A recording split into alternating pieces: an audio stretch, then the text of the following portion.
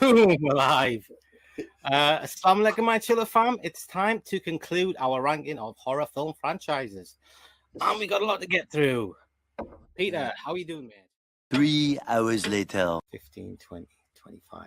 Look, guys, dudes, I thought we were going to get through much faster than we have.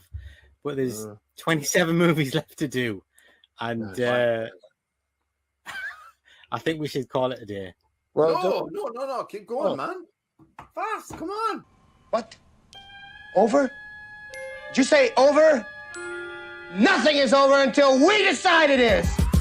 I gotta get through this. I gotta get through this. I gotta make it, gonna make it, gonna make it through.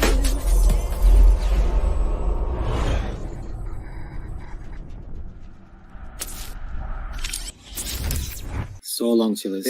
Easy. I bet so another bottle of wine.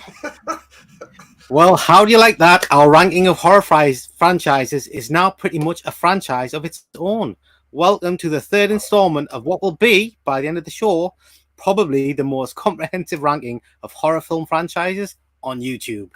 We are looking at something in the ballpark of like 9 hours. So, Pete, Elwood, are you ready to kick the tires and light the fires? Yeah, I'm totally ready. Let's do it. Yeah. Excited, man. Excited. When you say comprehensive, it might not include the word accurate, but comprehensive, definitely. Incidentally, I think we only done a pretty damn good job. Last week, I think we only never got finished because of your extra long intro that was on last week, mate. It was about 15 minutes in itself, but it was worth it. By the way, I really like that intro. How did you do that with the Evil Dead Rise bit? With the title? How did you do it? Good. You know what it was? I watched Evil Dead Rise this week, and everyone's talking about the title card when it comes up, and I watched it, and I love the title card, but actually my favorite part of the whole film, and I thought I'm sure I could do something with that. So I had all these ideas in my head, and I thought, look, if I just get rid of the sky and stick my own sky in there, and I'll put the word in there. And then when I tried doing it, it was the way I remembered it. I only saw it once. The way I remembered it, it was just like a static shot of what's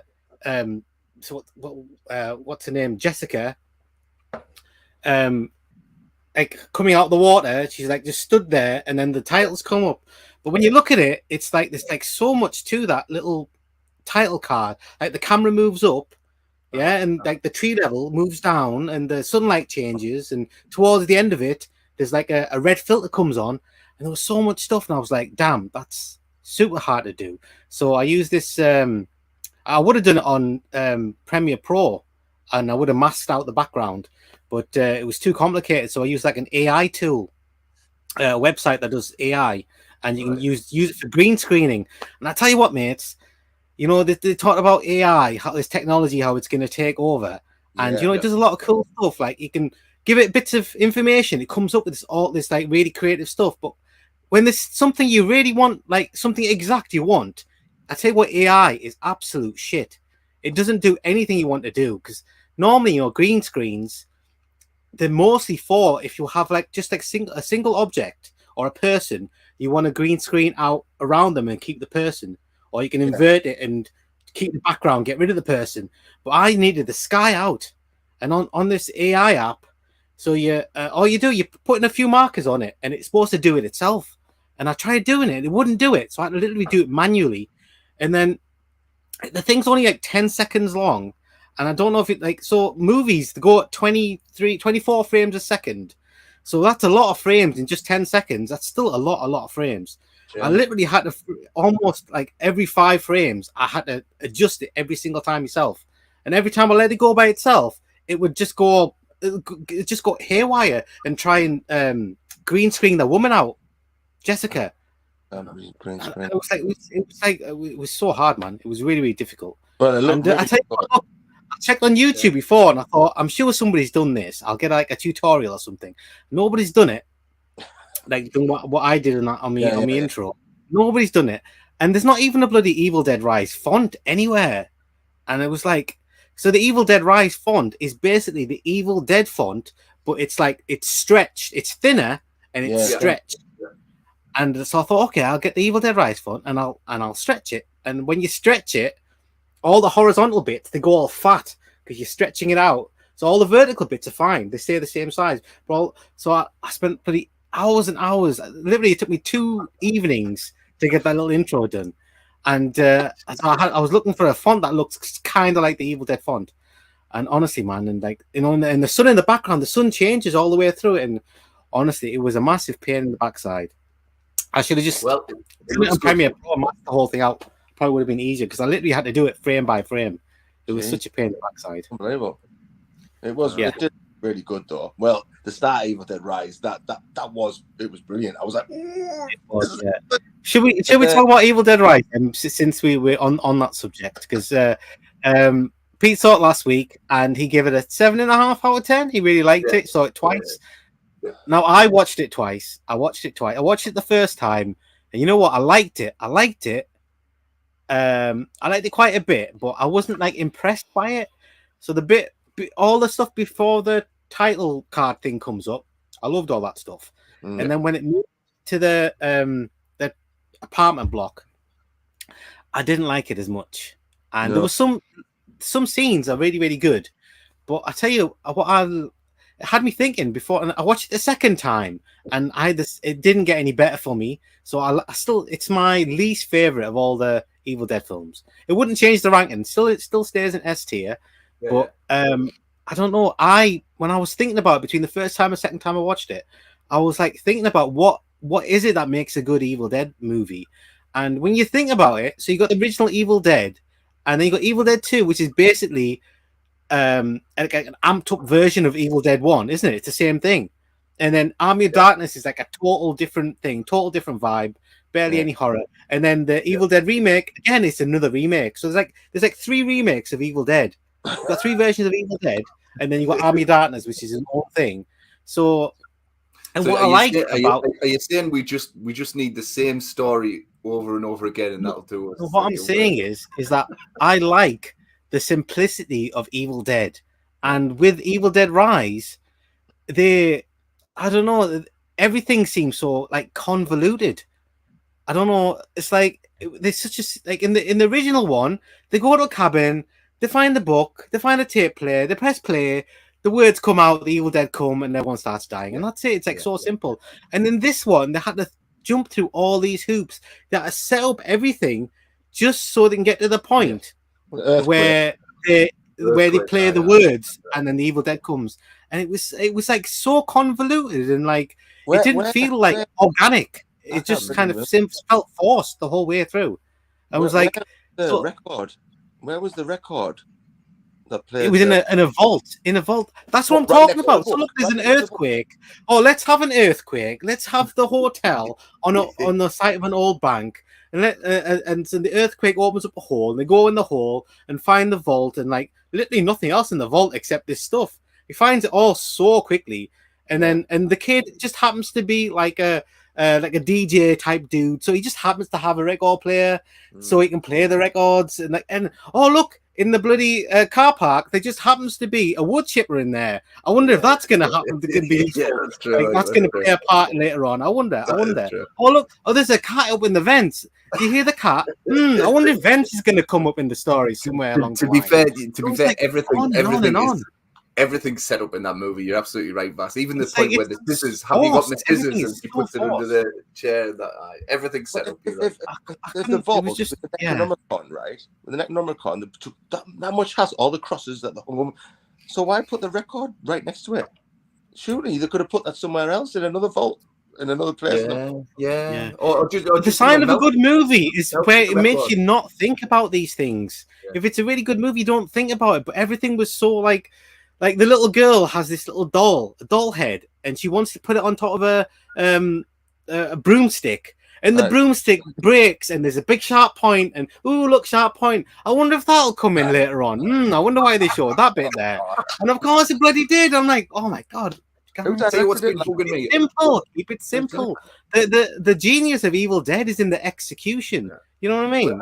Evil Dead 2 is like bombastic, everything at this kitchen sink, and Evil Dead the remake, it's like it's so full on, and and this one, it was like, I think what's been bugging me about the things, the 3 books, right? The 3 books, okay. Now there's 3 books apparently. Now the directors referred to the 3 books from Army of Darkness. Now I don't know about you guys, but I thought the other 2 books were decoy books. They were decoy books. They weren't Necronomicons. There was only one Necronomicon. He had to choose the right book. The other 2 choose the right book. Decoys. Yeah. In the graveyard bit, yeah. So that's been bugging me. I have to say, you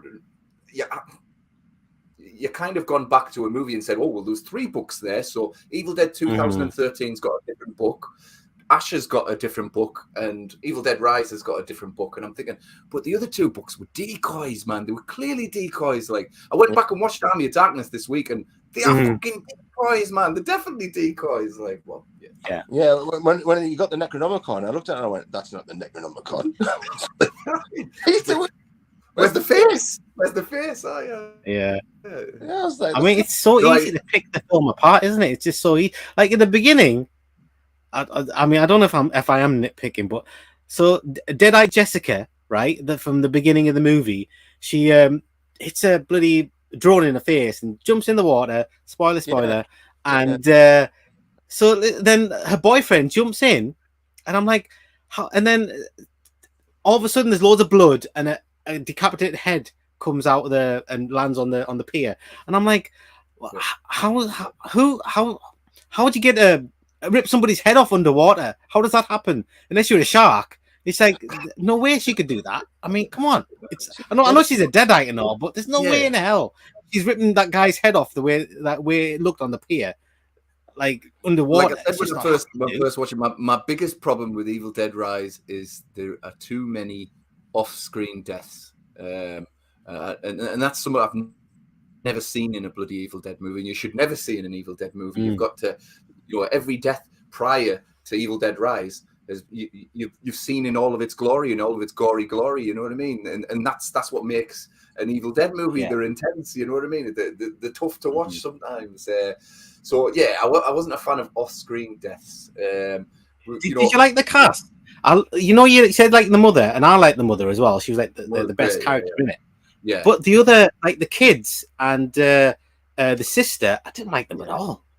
They got my nerves. Throwaway, mate. They were kind of throwaway. Is it what's the name of the sister?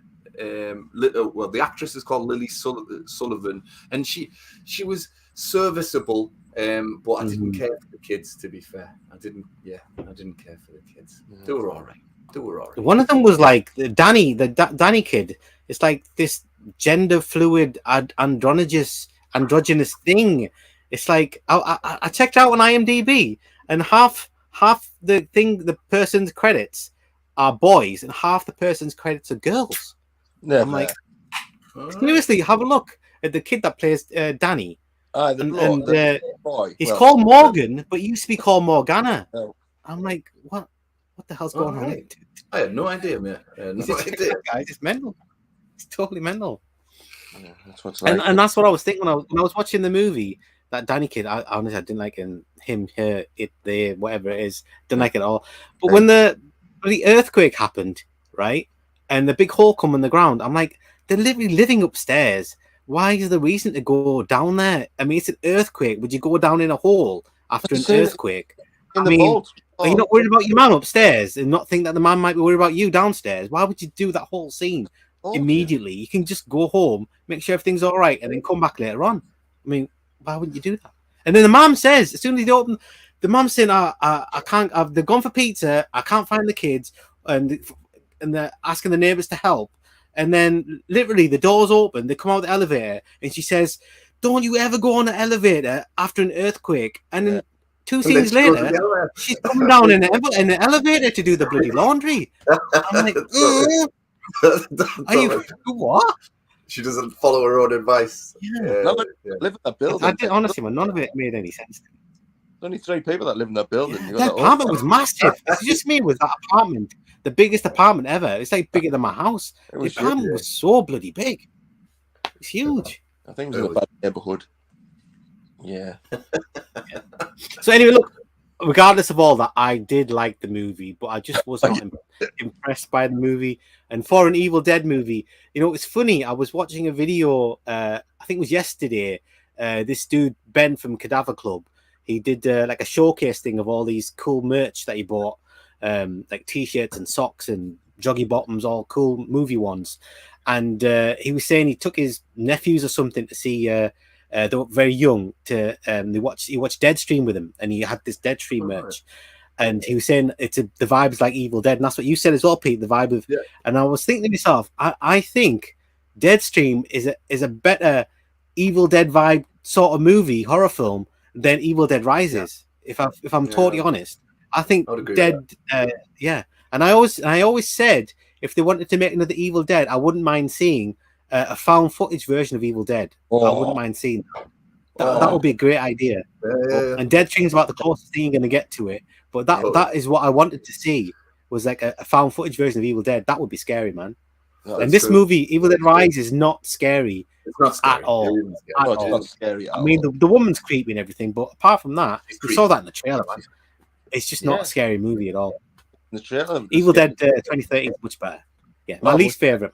Good, but my least favorite. Yeah, that's my rant over for Evil Dead Rise. Deadstream the other week. It's beautiful, isn't it? It's awesome, man. It's really proper fun film. Is that a Shudder? Right, I think we should get on to some. It is. Yeah, one of the very few good Shudder films out there. There's not many. Right, let's have a look at this at some comments, and then we'll get into this, guys. I don't want to start too late because I don't want to keep Elwood completely with us the whole time while we rank this movie. Stay with us, man. All right, Gareth says, "Hey guys, hello, Gareth. Davey Man's here. All right, Dave.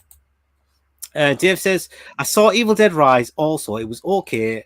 If I can't believe it, only felt like there was 6 people in the whole building, among other oddness. I think they were closing the building. They're going to tear it down. I can imagine a lot of people were. Plus, a big plot hole happens because of an earthquake. It was odd. Yeah, like I say, it was so manufactured at the storyline. You can tell the guy, the director, just okay. I need to do an Evil Dead. I need to get from here to here, and then all hell can break loose. And then he just said, "Okay, I'll do this. Oh, it's earthquake. That means the stairs have gone, or whatever." And I mean, that's if you lived in a high-rise building, you would bloody check after an earthquake. If the electricity's gone, there's no elevator. You were flipping straight away. You would check the stairs, wouldn't you? Because you need a way to get out of the place. Because you wouldn't stay there. I just had a thought there. Does anybody try and use a mobile phone in that movie, like to call for help or anything like that? I was thinking the same thing. There's that one scene where the message comes that the sister gives to the other sister, and then all of a sudden it cracked and fell to the floor. And I was thinking the same thing. Has nobody got a bloody mobile phone in that place? Nobody. Are you kidding me right now? Normally say at the start, don't they? Oh, the signal's out everywhere. Yeah, but they didn't really. If they did, they did it offhand, and that's not good enough, man. That's not good enough. No, you need to have a proper good. Yeah, they should have set it in bloody 1999 or something when there was those big ass. Not many people had them either. Big mobile phones or something. Right, next one. It's the wife. Hi, honey. All day reviews. Good evening, gentlemen. Hope you're well. We're doing very, very good. Ricky says, now then, Vasim, you're looking very distinguished with your wispy white beard. Yeah, I'm afraid this is going, guys. I've had a bit white and all. Complaints from the other half. That's the last time you're going to see it, I'm afraid. I was just getting used to it as well. Dave says, and about Evil Dead Rise, other reviewers have mentioned how the dynamic is different without a character like a passionate. Like there's no accidental heroes. I mean, the sister goes into Ash mode in the last 20 minutes, doesn't she? Yeah. And I was reminded, Pete, of you last week when we talked about the Scary Movie franchise, and you were saying that you weren't sure if it was funny or if it was just references. And when I was watching Evil Dead Rise, I was like, are those cool callbacks to Evil Dead, or are they just references? Oh, Dead by Dawn, I'll swallow your soul, and they just kind of just said it. There was no reason for it. I like the Dead by Dawn bit. You know, the eyeball thing didn't work for me, but I did like the Dead by Dawn bit. Did you? Yeah, the eyeball bit didn't work for me. I like some of the camera shots. Says, Evil Dead. That was good. Yeah. And Dave says, characters, aren't they? They're all named after characters out of the other films. Yeah. Yeah, I mean, I noticed all those things, but you can tell they're just there for like fan service. They're not there for any reason. Like the wood chipper was called Fonda. Oh, look, Bridget Fonda was in Army of Darkness. There you go. It's called Fonda. All right, then. Honestly, I was like, okay. Henrietta's Pizza and I was all that. like, you know, I'm a sucker for like references in movies. I really am. But none of these really worked for me at all. They just kind of felt so forced. There was no like cleverness in it for me. Just felt really forced. Like when she says, "Come get some," or whatever she says near the end. I'm like, okay. She does. She says, "Come get some." Yeah, and I'm sure that was a reference at the end where the wood chipper part, and there's like that exhaust from the wood chipper, and it's throwing all the blood out. It looks like it's raining blood. And I'm thinking, oh yeah, that's a reference to Evil Dead 2013. I get it. And she's covered in blood. I get it. But I wasn't like, oh, that's cool. Well. That's cool. I was like, that's not cool, man. That's just you've just done it. You've just done it. You know, it's anyway. I'm so cynical. I know I'm so fucking cynical. What's your thought then? What's your thought? Because Bruce Campbell, I think at the moment it's made about 135 million, right? So Bruce Campbell's on about putting a new Evil Dead movie out every couple of years.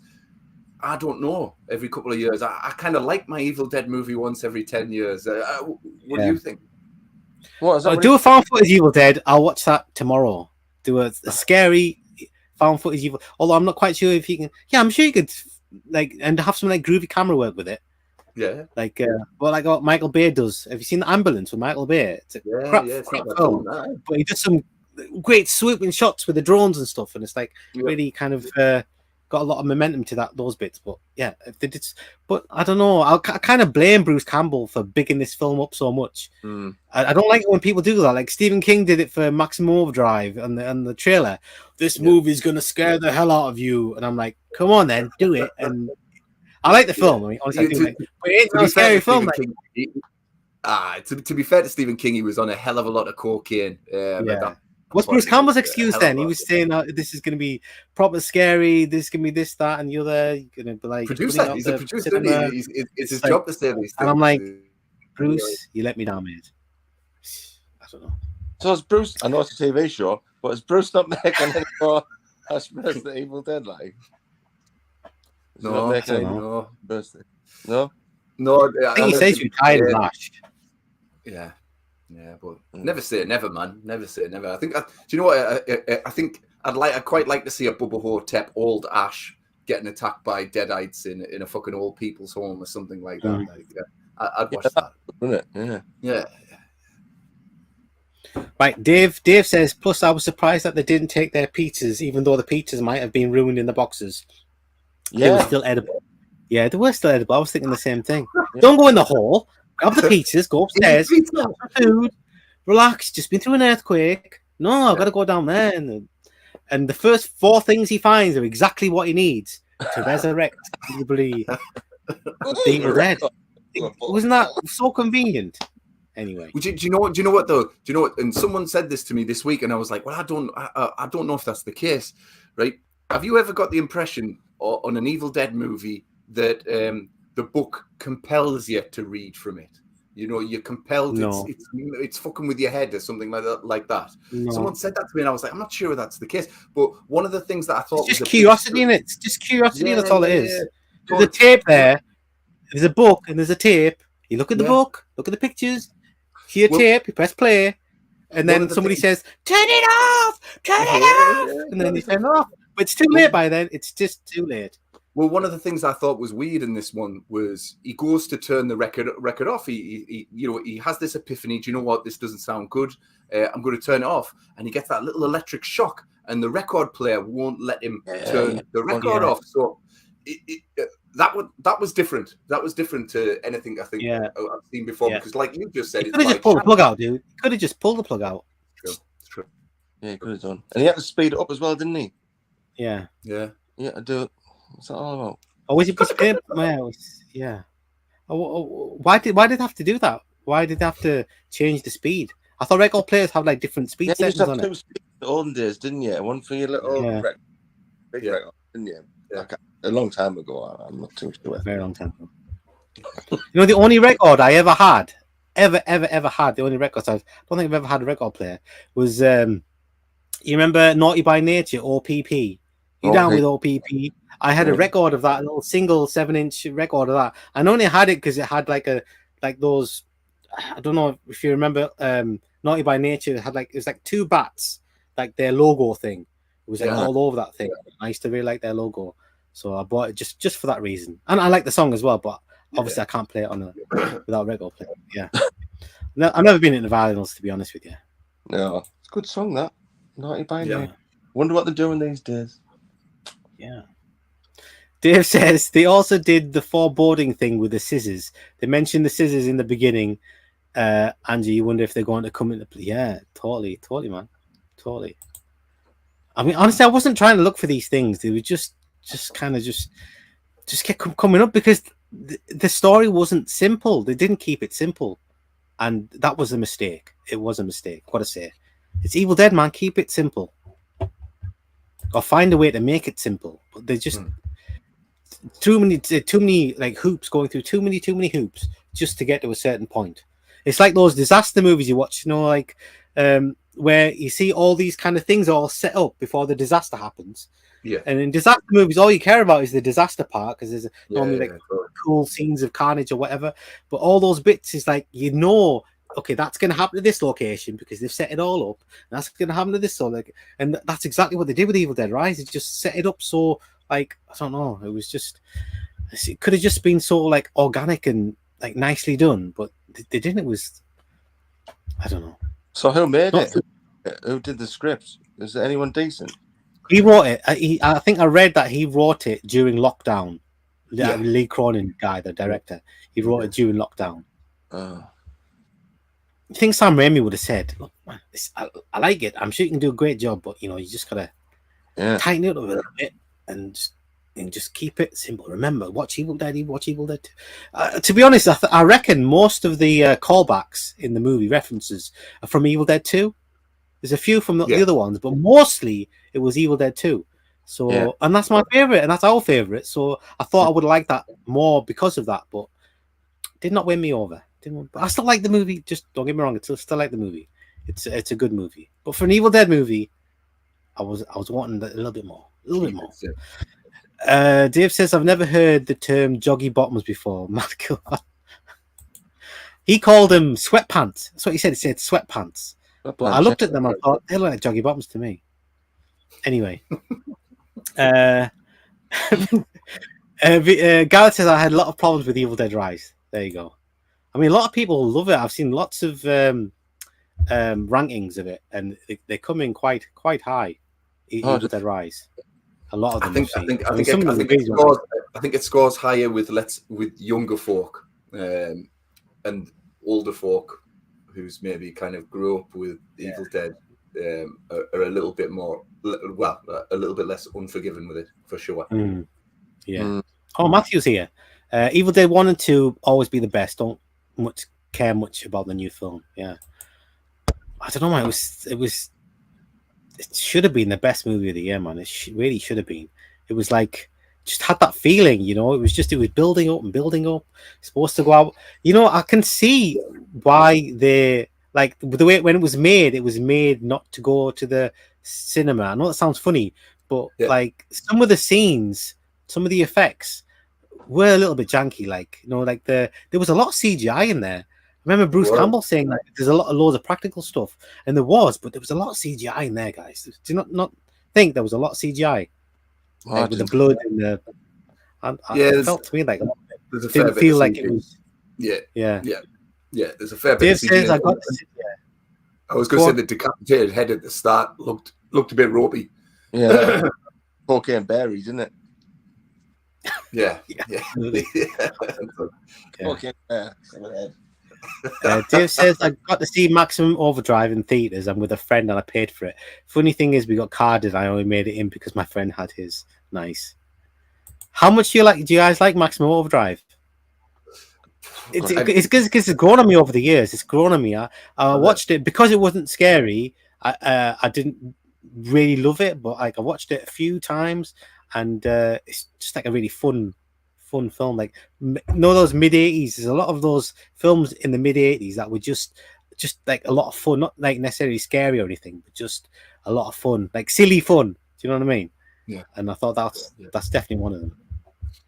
Dave says, I also heard that without characters like Ash have changed the dynamic in the Evil Dead movies too. That's why we're getting bland characters. Yeah, I can see that. I can see that. Yeah. Right. All right. Before we get into this, we need to get into this because we've got to get through it. By hook or by crook, we're going to get through this. Have you seen anything, Pete? Have you seen The Pope's Exorcist yet? Nah. To be honest, I've had a pretty busy week with family and work this week, and football as well. So I've not watched anything this week.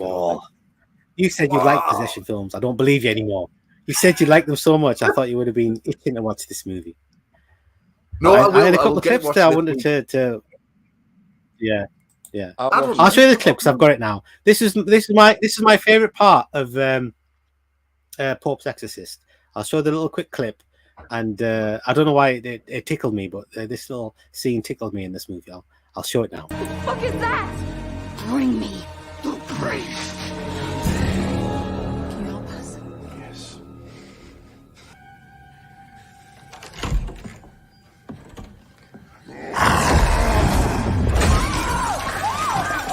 The fucking priest!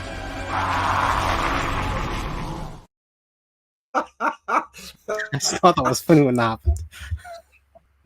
I mentioned last week. Well, I thought you meant any priest. Any priest. You know, it's a fucking priest. Yeah, you didn't specify. You didn't specify which priest. He should have, really, shouldn't he? Exactly. And I was mentioned last week about the effects in that some of them are a bit ropey, a bit janky, and this was Russell Crowe getting possessed and doing the mouth thing. I'll just grab that clip as well.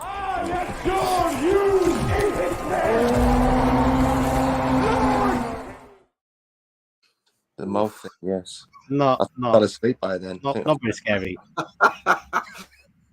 So don't remember that. So cool. What you doing, man? What you doing? Not so impressive.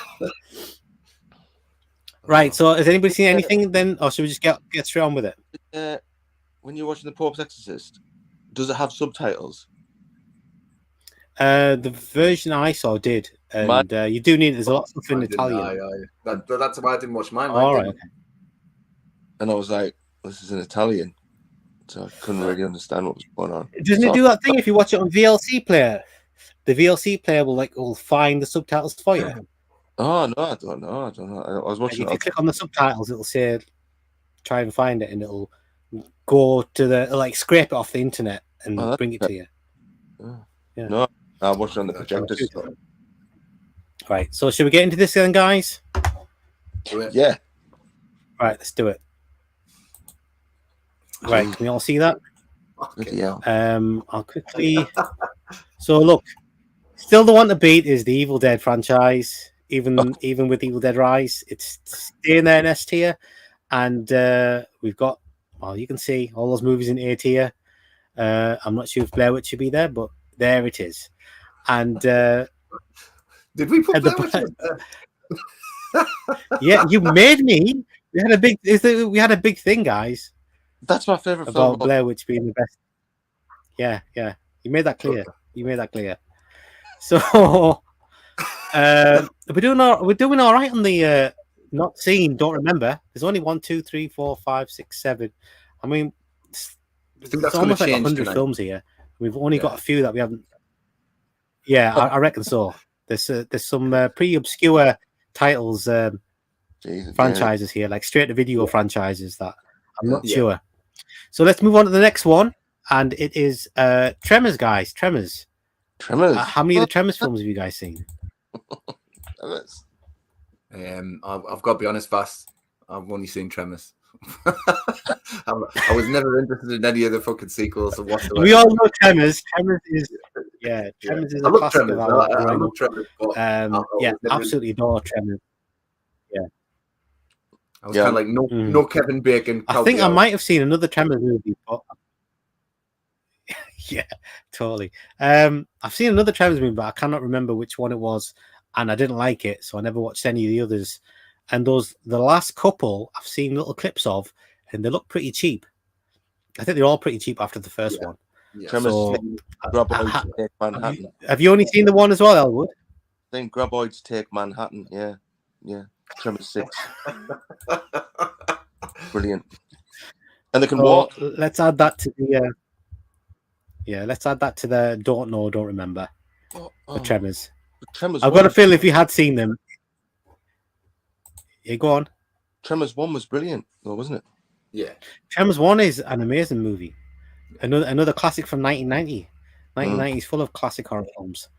The next one is The Prophecy, and I believe it's 3 Prophecy movies. I have seen all 3. I've seen the original Prophecy. Not a brilliant film, but it's a solid horror film, I think. Great cast. Christopher Walken, Eric Stoltz. I like it very much. The second one I wasn't keen on. I think Jennifer Beals is in the second one, and Christopher Walken returns, and he's in the third one as well. I think he's like the main character throughout the franchise, even though he only has a small and doesn't have that big a part in the original. Oh, that dude's in Viggo Mortensen plays the devil in the original as well. I remember he was really good, but I think only Christopher Walken stays for the. I think he plays Angel Gabriel. He's the only one that manages to make it to the sequels. And I think I remember Brad Dourif's in the second or third one. Anyway, they're not very good, but the first one I really like. Do you guys like any of the Prophecy movies? Can't remember them. Not even the first one? Oh. Do you know what it is? I don't know if I've seen part 1 or part 2. I think Viggo Mortensen was in the one I saw. Yeah. So whichever one Viggo Mortensen, then that's the one I saw. I thought it was all right. You know, it was good. But I haven't seen all of them. I don't think. No. People rave about these movies to me as well. Like you've got to see them all. You know, they're brilliant. Well, okay. Yeah, I remember reading about it in Fangoria, and when it was they did a piece on it in Fangoria magazine. It was before the movie was released, and the original title of the movie was supposed to be God's Army, but they got complaints from, you know, the religious groups, right wing, those Christy people in America. Oh, then. Yeah, so they changed the title. Christy. I don't know what you call it. So I can't rate it. Elwood, can you rate it? No, I can't remember it. I can rate it because I've seen all 3, and 2 are not very good, and the first one's solid. So on that, I'm gonna have to stick it in D. I'm afraid. Okay. Do it. Was that D? That's D. There we go. And the next one is. Can you see that? Did you see that? Look, you didn't even see that because it was on the screen, and you never told me. But there it is in D. I wasn't lying. And the next one, guys, is The Hills of Eyes. So we've got 2 original movies, and 2 remakes. And so look, the original one for me, I've seen the original. I didn't like it very much. It didn't do anything for me. I can appreciate the movie for what it is, and I think it was one of those ones that has a lasting impact on horror cinema, sort of thing. Never saw the second one, but the remakes I think are 2 awesome movies. I like them a lot. The remake and Hills of Ice Part 2. I think they're both cracking films. I don't think the second one's quite as good as the first one, the remake, what's his name? Alexandra Ajiwan. But they're both terrific fun, man. Yeah, I agree. So there's 2 really good ones. One I haven't seen, and one I wasn't a fan of. I thought it was overrated. So what about you guys? I totally agree with that. I prefer the remake to the original for sure. I have seen Hills of Ice Part 2, and it was I think it was quite silly. I'm pretty sure that there's a fucking dog dream sequence in Hills of Ice Part 2. It's strange. I've heard about that. Yeah, I read that Wes Craven, I think he made it the same year as he made A Nightmare on Elm Street, and he was kind of contractually obliged to make this movie. So I don't think he put much care and attention into it. To be fair, but yeah, I thought Aj's remake was a far superior film. Like, but I haven't seen Hills of Ice Part 2, the new one. I haven't seen that one, which I probably should check it out. Have you not? Awesome. No, Why would you not watch that? I don't know. Yeah, it's on Disney Channel. Both of them on Disney Channel. Yeah. Right. I'll check it out. It does that thing that I think this. So the second one, instead of it being a family, it's like a military operation happening in that place, and all them. So there's a much higher body count, and yeah, it's a lot of fun, man. It's good. Yeah, so it's a lot faster paced than the first one is. So what do we think? Where should you put it? You got any thoughts on it, Elwood? Exactly the same as you. The remakes were so much better, but I don't think I've seen the original Hills of Ice 2. I've seen the first one, but I haven't seen it. Yeah, that makes two of us. But I've seen both. I remember you like the poster for it. Yeah, on Disney. Yeah, I like the poster. The poster, yeah, it's got a beautiful poster. The original one, yeah. You'll have to get that, Peter. Right then, so let's put it in. Let's put it in. So too good, too bad. That's a 50-50. Do you want to stick it in C? Yeah. Or C. I think there's two cracking ones, and I've seen 3 out of 4, and 2 of them are really good. Yeah. What else is in C? I can't see. It's not on there. Maniac Cop, Blade. Oh, you can't see it. Can't see it, Vass. Got to get on top of that. Come on, Vass. You got one job, man. One job. The banner on as well. Totally forgot the banner last week completely. Right, okay. In it, an open one. So look, we've got Maniac Cop, Blade, Return of the Living Dead, Pet Cemetery, Cloverfield, Wreck, Open Water, House, Insidious. Good movies, man. Yeah, good movies. Good franchise there. Have it in there then? Yeah, well, based on the remakes, yeah. Yeah, fair enough. Totally. I mean, if those remakes weren't there, it would definitely be lower down. Yeah, okay, so Hills of Ice goes in C. And the next one is Beware the Blob. Why did I put Beware the Blob in there? So we've got the original Blob with Steve McQueen from like the 50s or something, which I've seen, and guys know I've got a soft spot for old monster movies. And we've got a sequel called Beware the Blob, which I've not seen. And we've got the remake from 88, which we all like very much. So for me, that's like 2/3 really good. One I haven't seen, it might be really good. So what do you guys think? Yeah, I'm sure we talked about the Blob the other week, didn't we? Because I'm sure I asked Dave if he's got a... We did, if he's got a waste disposable sink. Oh, yeah. Yeah. And now and again. Something's jammed. Right, yes. Good memory, man. Yeah. I agree. Well, think about it. I'll quickly read through this comment. I was just going to say, I agree with you. 2 great movies. I haven't seen Beware the Blob, though. But so for me, I'm going to say B for this one, like, because when I say I remember watching the original Blob with Steve McQueen when I was very, very small. Right. And it scared the fuck out of us. It really did scare the fuck out of us. It was just relentless, this thing. And that was the first kind of horror movie I saw with this kind of completely, a relentless monster that can't be reasoned or bargained with. And kind of scared me when I was a child. I just think the fucking remake is pretty, is pretty damn perfect. It's got a couple of issues with it, but apart from that, I have a really good time with that movie. I can watch it, whenever. But for me, it's I'm going to say C or a B. Yeah, I would say B. What do you think? Because just B, let's do it, man. Just on the remake alone, go for B. I think I could watch that now. Yeah, me too. Rather than Evil Dead Rise. Had the choice. Right, let's stick it in B. Awesome.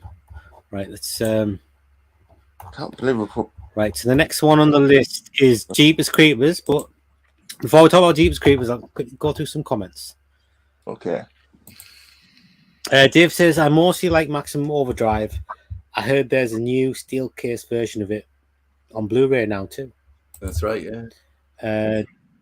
Dave says, just watched the newest Puppet Master movie yesterday while a spin-off called Dr. Death, based on the character Dr. Death. I found it boring and didn't like it that much. What number Dave says, plus Puppet Master 12? God knows. Must be in the double figures. Dave says, plus literally it was only about 59 minutes long, not even a full hour. So I don't know if it counts as a movie, really. A full movie. Movies in the distant past used to be short like that, but nowadays, yeah, totally. Dave says it was better than the last two that I saw the Puppet Master franchise, but I heard there's another one called Blade based on the Blade character, which I haven't seen. Interesting. Dave knows the facts on Puppet Master. I'll give Puppet Master Dr. Death a 4 out of 10. Boring. Dave says give this franchise Deep Blue Sea a C. A little surprised I don't see it on here. Was it on the list? Yeah, I'm surprised about that as well. I think when the list was made, the third one wasn't out. I think we went through this last week. Tremors, I give a C. The last two of the 3 sequels in the franchise I thought were very weak, but at least they're kind of watchable in ways. Yeah. I gotta say, for me, watchable is just not good enough. Dave says, I always think of the movie Prophecy with Armand Asante in it and a mutated grizzly bear at one point. The Prophecy with Walken I found okay-ish, but not too exciting. That's actually right. It's not the most thrilling movie. Prophecy, I think I've seen them all. For me, it's not too much memorable. Hills of Eyes, I'll put as a B as a franchise. I have the original Hills of Eyes 2 on DVD, and that's more of a funny movie than kind of scary. Even Dog has a flashback. There you go. Flashback from a dog. Dave says, I like the Hills of Eyes remake. I love its part 2. That's so oddly we never got a part 3. I'm surprised Wes Craven's son, I think it's Eric, didn't continue as he worked on part 2 with Wes 2. Interesting. Eric Craven. Right. So look, Jeepers Creepers. This is one of those franchises that started off very, very strong, and then just took a nosedive after the second one. I think Jeepers Creepers is a fantastic movie, and the second one also is like a perfect kind of sequel. Does everything a bit bigger, a bit more exciting, a bit more thrilling, a bit less scary, but like tons and tons, like a ton of fun. So the first two, I think, are cracking movies, and then the third one came out, and it was a huge disappointment, and then the fourth one came out, and that's just a travesty. Yeah. So another 50-50 franchise, but like really good and really bad. Like, you know, it's not just disappointing. It's like the last two, those 3 and 4 are just so bad, man. So bad. What do you guys think? So there's only 4, is there? Yeah, 4. There's yes, Jeepers Creepers 3 and Jeepers Creepers Reborn. I think is the fourth one. Reborn. No. Yeah. I haven't seen that. No. The first it's filmed in England. Made in England. Shit. Yeah, it's made in England. Oh. No, I haven't seen the remakes or the sequels. I thought the first one was all right, but didn't really float me boat. You know, fan dude, I've always loved that movie. Yeah, it's not really scary. And what about the second one? Do you like Jeepers Creepers 2? What happens in that? It's good, man. It's proper tense movie. It's proper tense movie. It's like intense. I'll have to watch it again. What do you think, Pete? I went to the cinema to see the first one and really love it. It's a really good movie, and it's kind of a movie of two halves as well. You know, I think I preferred the first half to the second half. Yeah. You know, yeah. But you know, more action in the second half, isn't there? There is. But yeah, really like the first one. I have to say, I wasn't a fan of Jeepers Creepers 2. It's not a movie that I've gone back and rewatched. Where I've gone back and rewatched the first one. But you know, it's well made, and everything you said there was true. You know, it's bigger, and there's a higher death count. And Ray Wise. You know what? The first one's actually a really dark movie. The first one, and the second one just like an out and out monster movie. Yeah. But like wait! I'm having a flashback. Was the one with the bus? Was there a bus one? Yes. Yeah. Which one was that? 2. That's 2. Seen it? Yeah. I've seen it, man. Yeah, I've seen it. Can't remember it, but I just remember the bus. Full of cheerleaders. I knew you would have. Yes. Cheerleaders and jocks. Cheerleaders and jocks. Man. Jocks. Yeah. A lot of torsos in that blooming movie. Bare-chested. Yeah, bare-chested jocks. A lot of torsos. Yeah, we all know who the director is. Yeah, we know who the director is. Bad man. Yeah, I remember that. So what do we think then? Like I said, it's I don't know, the last two are like calamities of movies. I mean, yeah, and for me, it's Vax, I'm got going to to put say it down quite hard. I'm going to say D for me because the last two are fucking terrible. Like, to be fair, and I really like the first one. Not so keen on the second one, so it's D for me. Mm-hmm. I stick it with Tremors. Do you agree with that, Elwood? Is it with Tremors? Yeah. D. Tremors was where did Tremors go? No, we hadn't seen Where the hell's Tremors all gone? the sequels. We hadn't seen all the sequels in Tremors. So Oh yeah, yeah. Oh, so That's right. Yeah. Okay, fair enough. Yeah. I'll tell you what, guys. I would like to put it in C because I like 50% of it, but because the director's who he is, I'm happy with D. Yeah. Fuck him. Let's stick it in D. Right. So yeah, Jeepers Creepers goes in D, and the next one is Joyride. Now, I've only seen the first one. What's it called in England? It was called Roadkill. Roadkill, that's right. With It's got Paul Walker in there. Steve Zahn and Paul Walker. Yeah. You must have seen that, dude. Rusty Nail. Is it Rusty Nail or is it? Rusty Nail, exactly. Yeah. I like the first one. Yeah, there's a few similarities there between. Yeah, I've not seen any of the others. There's quite a few similarities between Joyride and Jeepers Creepers, the first one. You know, like the beginning of it. Yeah, with the chasing in the truck.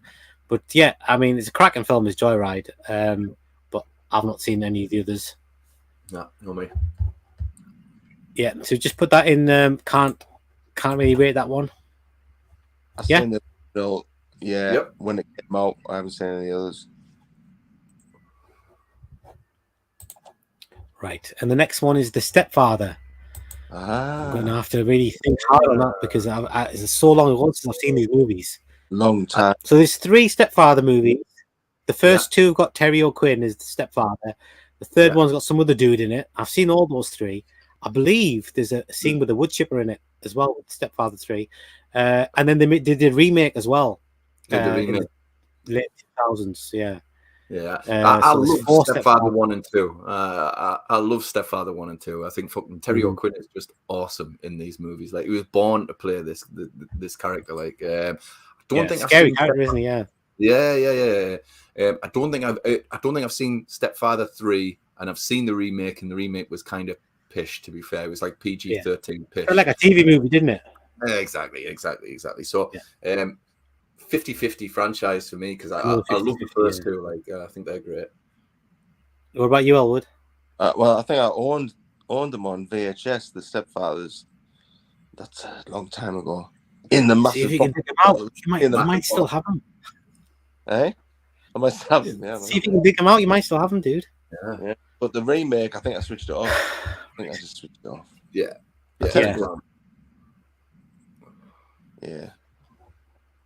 So, right, we've got to decide here then where we want to put it. C or D, isn't it? Yeah. Yeah, C or D. You guys decide. D. I don't really have a dog in this race. Yeah, D. D. Yeah. There you go. I think the remake kind of pulled that one down a little bit. It might have just made it into C on the 3 movies. Yeah. What can you do, eh? What can you do? Right, the next one is Extra. You guys on your own. I've never seen an Extra movie, guys. I've never seen one. I haven't seen the first or the second. Second called Watch the Skies. Was that the third called Watch the Skies? I don't know. Honestly, I've never seen any. I've never seen any of the sequels, but I've seen Extra 1, and it fucked me up as a kid. I remember this movie; it was just so fucked up. The bloody nasty rape scene, and then she goes and gives birth to a fully grown man who splits her in 2 and eats his own umbilical cord. Yeah, man. I remember my dad came back from the video van and said, "Oh, I've hired this movie. It's the video van. I remember the video extraterrestrials and that. It should be good. It might be scary." And whacked it on for this fucking like 12-year-old child. And I was like, what the fuck? You know, it was just fucking insane, man. So the Alien, I thought it was an Alien, wasn't it? It's an alien, yeah, it's an alien. But so this big alien played by some dude walking backwards rapes this woman, and then she immediately becomes pregnant. Her belly's literally out here. She gives birth to Yeah. a fully grown man who rips out of her and bites through his own umbilical cord, and that it's just fucking gross, I think you man. might have showed me it. I think you might have lent us it, Peter. Oh, it's so yeah. I mean, honestly, I wouldn't have lent you it, mate, because I've never ever gone back to that movie ever, and I never ever want to see it ever again. Okay. Hate Extra. By the you know, a 12-year-old, I did not expect to feel as dirty as it made me feel. Like, I think So, I was getting confused with Chud. I think I was getting Chud. confused with Chud. Definitely don't mistake them two movies, mate. They're very different. Very different. But I've never seen any of the sequels, but fuck Extra, man. Nah, I have me to neither. say, fuck Extra. Right. It looks like we can't rate that one either. Looks like. No, Extra 2 and then 2 Glue. Extra 3. Watch the skies. There you go. Yeah. They look like the sequels are completely different from the first one. They do, like, mate. They look like just like sci-fi movies, don't they? Like Yeah. sci-fi monster films. Yeah. Right. Let's. I'm gonna buy it. Poster. Just Could you get one? nightmare. Good. I bet you could, Peter. I bet you could get an Extra poster. You can buy anything on the internet, mate. Anything. Right, we'll have to stick that in. Don't know, don't remember. We've only seen one of them. Well, you have. And the next one, guys, is Darkman. Oh, Darkman. I love a bit of Darkman. Love a bit of Darkman. Darkman. We love Darkman. Yeah, Darkman's excellent. Yeah. I'm not too fond of the sequels, though, mate. I have to say, they're a bit cheap for me, and you know, they lack everything that I loved about the first one. So they bring this franchise right down for me. Like, but I might be in the minority. I haven't. So I think they've changed Darkman. It's not Liam Neeson anymore, is it? In the second one, it's the guy that plays the mummy, Arnold Vosloo, the South African guy. Yeah. And but Durant returns, doesn't he? Larry Drake. Yeah, he right. returns as the baddie. So I remember watching that one when I was at uni, The Return of Durant. And then they made a third one. I'm not 100% sure I've seen that one. I probably have seen all three, like, but yeah, I do remember the sequels not being a patch on. It's missing. There's no Sam Raimi in there, so like it's just not in the same ballpark, is it? Because yeah. Yeah. His little bubbling skin and that go.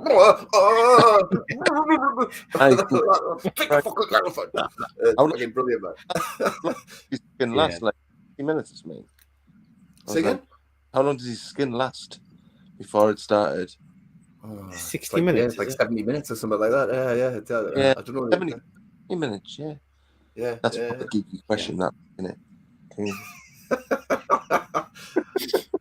Yeah, it's got some good action in the second one. I mean, in the original Darkman, it's like a good action movie as well. Like good stunts, man. Stunts The helicopters is awesome. Remember how we seen Darkman when we were kids? Because it was at 8:8 and we weren't 8:8. We stood outside the video shop all day and asked strangers to go in and rent the movie for us with our card. And you were asking everyone. We must have been there for hours. And we got this one girl. She's like, about 20 or something. She went, yeah, I'll go and get it. And she went in with the card because in those days it was just a membership card. It didn't have no details on it. Or anything like that. It was just a membership of JR Videos. JR Videos. She went in, got it, and then we all went to your house and we all watched it. I don't know if you were there when we all watched it fast, but there was about. I can't remember. Probably not. And there's about 6 of us that all watched it together. And yeah, that's the first time we watched Darkman. And we loved it. So we were all looking forward to it so much. Yeah. And it didn't disappoint. It was brilliant. Yeah, I love Darkman. Do you know? I remember. I love the poster as well. I was just saying, I love the poster. Yeah. I actually have the Darkman poster, but I've got a Darkman teaser poster, and it just says, "Who is Darkman?" And in the words, you can see the actual poster, but only in the words, if that makes sense. And then they brought the original poster when the movie was imminent out. But yeah, I fucking really love that. Yeah, the original poster is really good. I think I got that from JR Videos. That poster. I think they gave it to me. I had the poster up on my wall for a while. That and it. Did they not say, Vass, we were that lad the other week? He hasn't returned his Darkman there. He hasn't returned Darkman. What's going on? Them little kids outside. Oh man, I've got to tell you this, right? I remember once, right? I rented. Do you remember the Jeff Bridges, Kim Basinger movie Nadine? Right? I rented Nadine from the video shop. Fuck knows why, right? I still have Why? never I was seen. going to say why. I've still never seen this movie, right? And on my way home, right? And I can't remember who I was with. Might have been with you, Elwood. It might have been with you, Vass. But we decided to do a little bit of Beck jumping, right? So I did a little bit of Beck jumping, and the fucking videotape fell out my jacket into the Beck, man. So I took That's it home. such a Pete thing to happen. Oh, man, it was so good, man, right? I took the hairdryer on it and all that, returned it, right? And I didn't dare put it in the video machine because it was waterlogged. Returned it, and then I got a phone call from the video shop the following day. Excuse me, you rented Nadine. You know, can you come down and have a chat because we think you broke the tape, blah blah. And that was back when it was like they always had price tags on CBS Fox movies, and it said like $69.99, right? Yeah, and I'm like, fucking, I'm 12-year-old, and they're asking me for $69.99, man. I'm like, I don't have £6, man. Never mind $69. So, yeah, I've still never seen Nadine, man. Still never seen it. Watch him. You had no look with that Beck, like, you know, Pierre. You no look with that Beck at all. Not at all, man, no. Yeah, I was absolutely. I remember once jumping the Beck, right? And so one side's up here, and one side's down here, and I jumped off the top bit, and I landed, and my fucking head bashed off my own knees, and I nearly knocked my own fucking teeth out, man. Absolutely the worst jumper ever. I think I might have told you to do that, actually. I think you did. I remember. I think it was you and Dickie, right? Right during lunchtime one time, they took me down to the Beck, right? And someone had been cutting trees down, and there was logs, slices of logs, right? That was you. And unbeknownst to me, well, they already knew this, that the logs were actually floating on the water. Right? Not all of them, right? Some of them. Not all of them. Some of them. Not all of them, right? So they were like, "Here, Peter, go across there." And I'm like, "Yeah, no problem, man. That's no fucking problem." Jump over. And fucking, as soon as I put one foot in, straight in the fucking drink, man. Straight in the drink. Oh, I was like, the fucking it was brilliant because some of the logs were like touching the bottom, so you could walk on them, but some of them were about that thin. So they're just floating. So we figured out a route. Because we were going to get, he'd been on the milk or something, so he was asleep. So we were going to get him at dinner time. So we figured out a route. If you step on that one, and we'll show Peter to do it, and then we'll get him to do it, and then sure enough, you do it, and we went across. Had to go into school sopping wet all day, and that just sat there with my, you know when you're wet and you can feel your pants in your trousers and that, and you sat down in a chair and you're like, well, it'll maybe dry in 3 hours. Yeah, your nemesis, man. Your nemesis. The Beck was my nemesis. Like, absolutely. Classic. Anyway, we digress.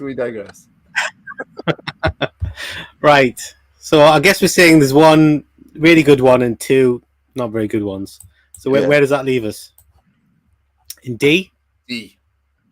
Yeah, but I haven't seen the sequels, so. Yeah. Right then. So Darkman goes in D. They didn't need to do sequels to Darkman, man. They should have just left it at one. Yeah, there's no need. And the next one is Paranormal Activity. Ooh. Are we fans in general of Paranormal Activities? Well, the first one scared me. His first one scared me. Watch the first one. It's really scared us. But as for the sequels, mediocre around there. How many are there? 6? I think there is 6. Yeah. I think there was. Yeah. Was the marked ones after 3, or was there a 4 first and then marked ones, and then they did Ghost Dimension? And then they did a remake. I don't know if there was 4 originals. Because these used to come out every Halloween. Used to come out every October. It used to be one used to drop. Yeah. And then was that before Saw or after Saw? I think it was Saw came first, and every year a Saw movie would come out, and then the Saw finished, and then it started being Paranormal Activity used to come out every year in October there used to be a new one come out. What was the original ending for Paranormal Activity 1? Because it was like the coppers killed him. The coppers shot him. I preferred that ending. The coppers come in and shoot them.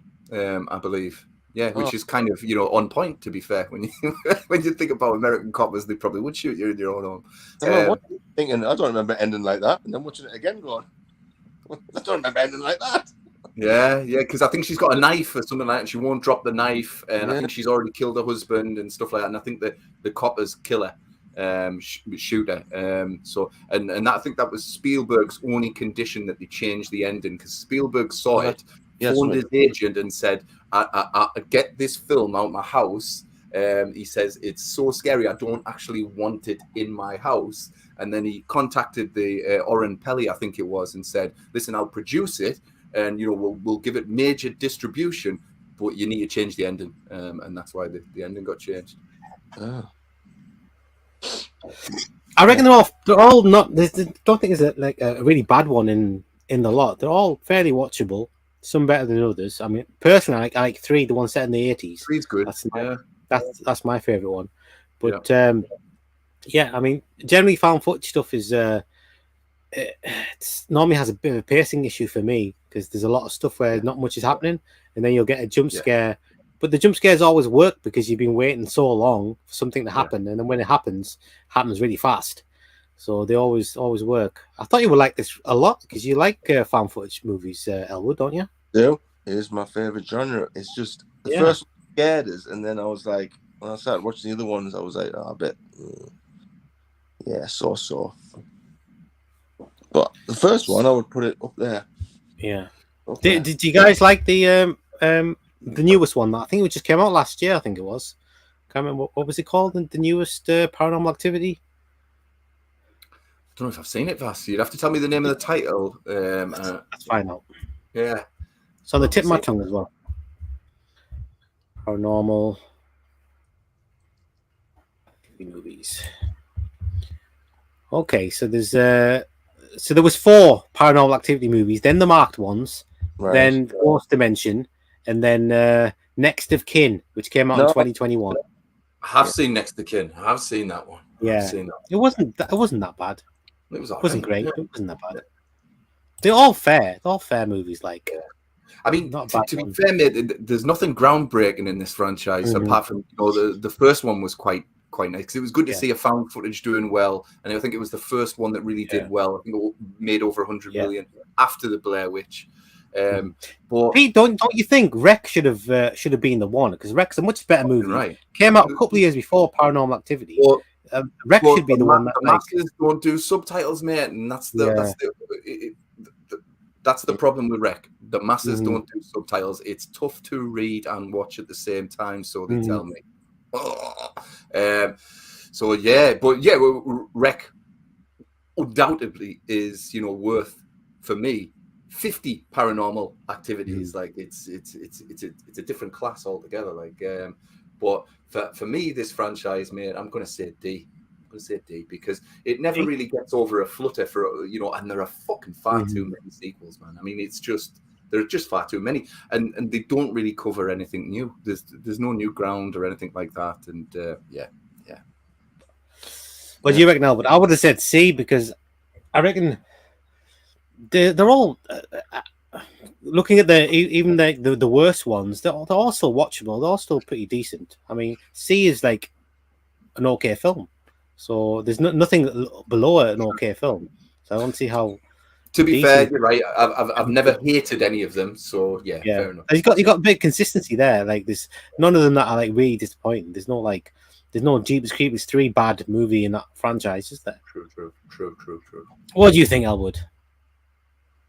Well, I like the first one, and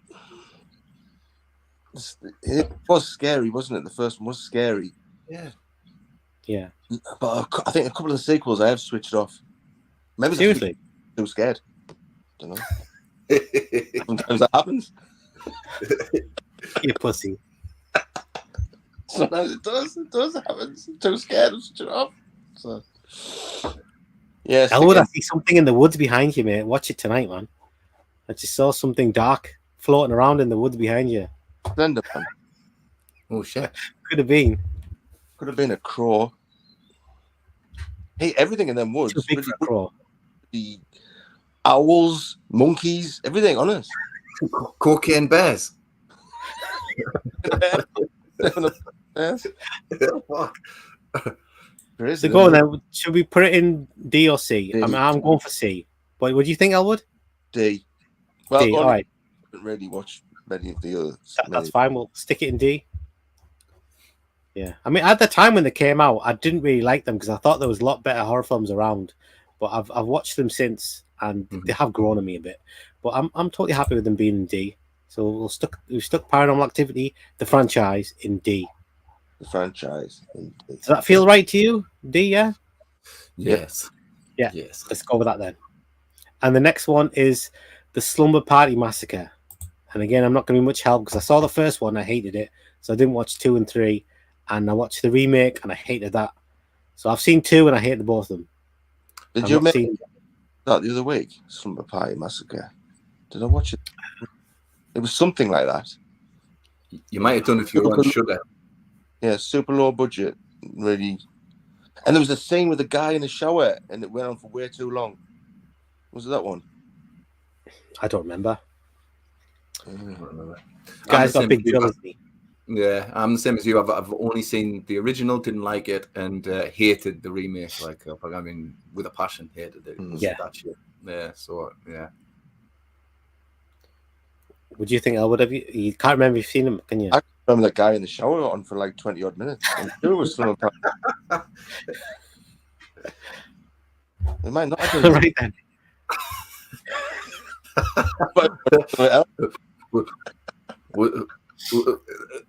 It wasn't a prison movie you were watching there, mate, by any chance, was it? What was I watching?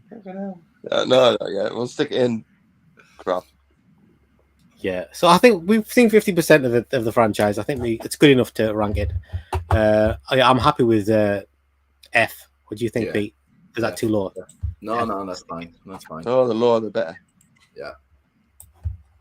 Slumber Party Massacre goes in F. I know this movie has its fans, like. Can't think why, but it has its fans. Movie database scores does it get like 2.8 and 1.9 and stuff like that? Do you want me to check? I can check for you. Yeah, go on, check. It'll be rubbish, won't it? Yeah. Just talk amongst yourselves. It's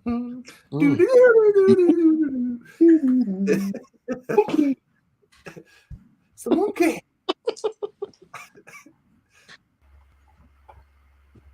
So the Slumber Party Massacre 1982 gets a 5.6. Oh, that's wow. That's quite high. That is high. And Slumber Party Massacre 2 gets a 4.6. Jeez. Do you want to know what 3 gets? Probably than that. 3 gets a 4.5. Bloody hell. They've all got pretty nice bike. Right, yeah, I'm happy with that F. It's not my cup of tea. Yep. Right, and the next one, guys, is Cube. Cube? Yeah. I think I've only seen the first one. I don't know if I'm going to be any help. Is there only 2? I've not seen. There's only 2, isn't there? I have no idea, there's 3. Is it 3? Is it?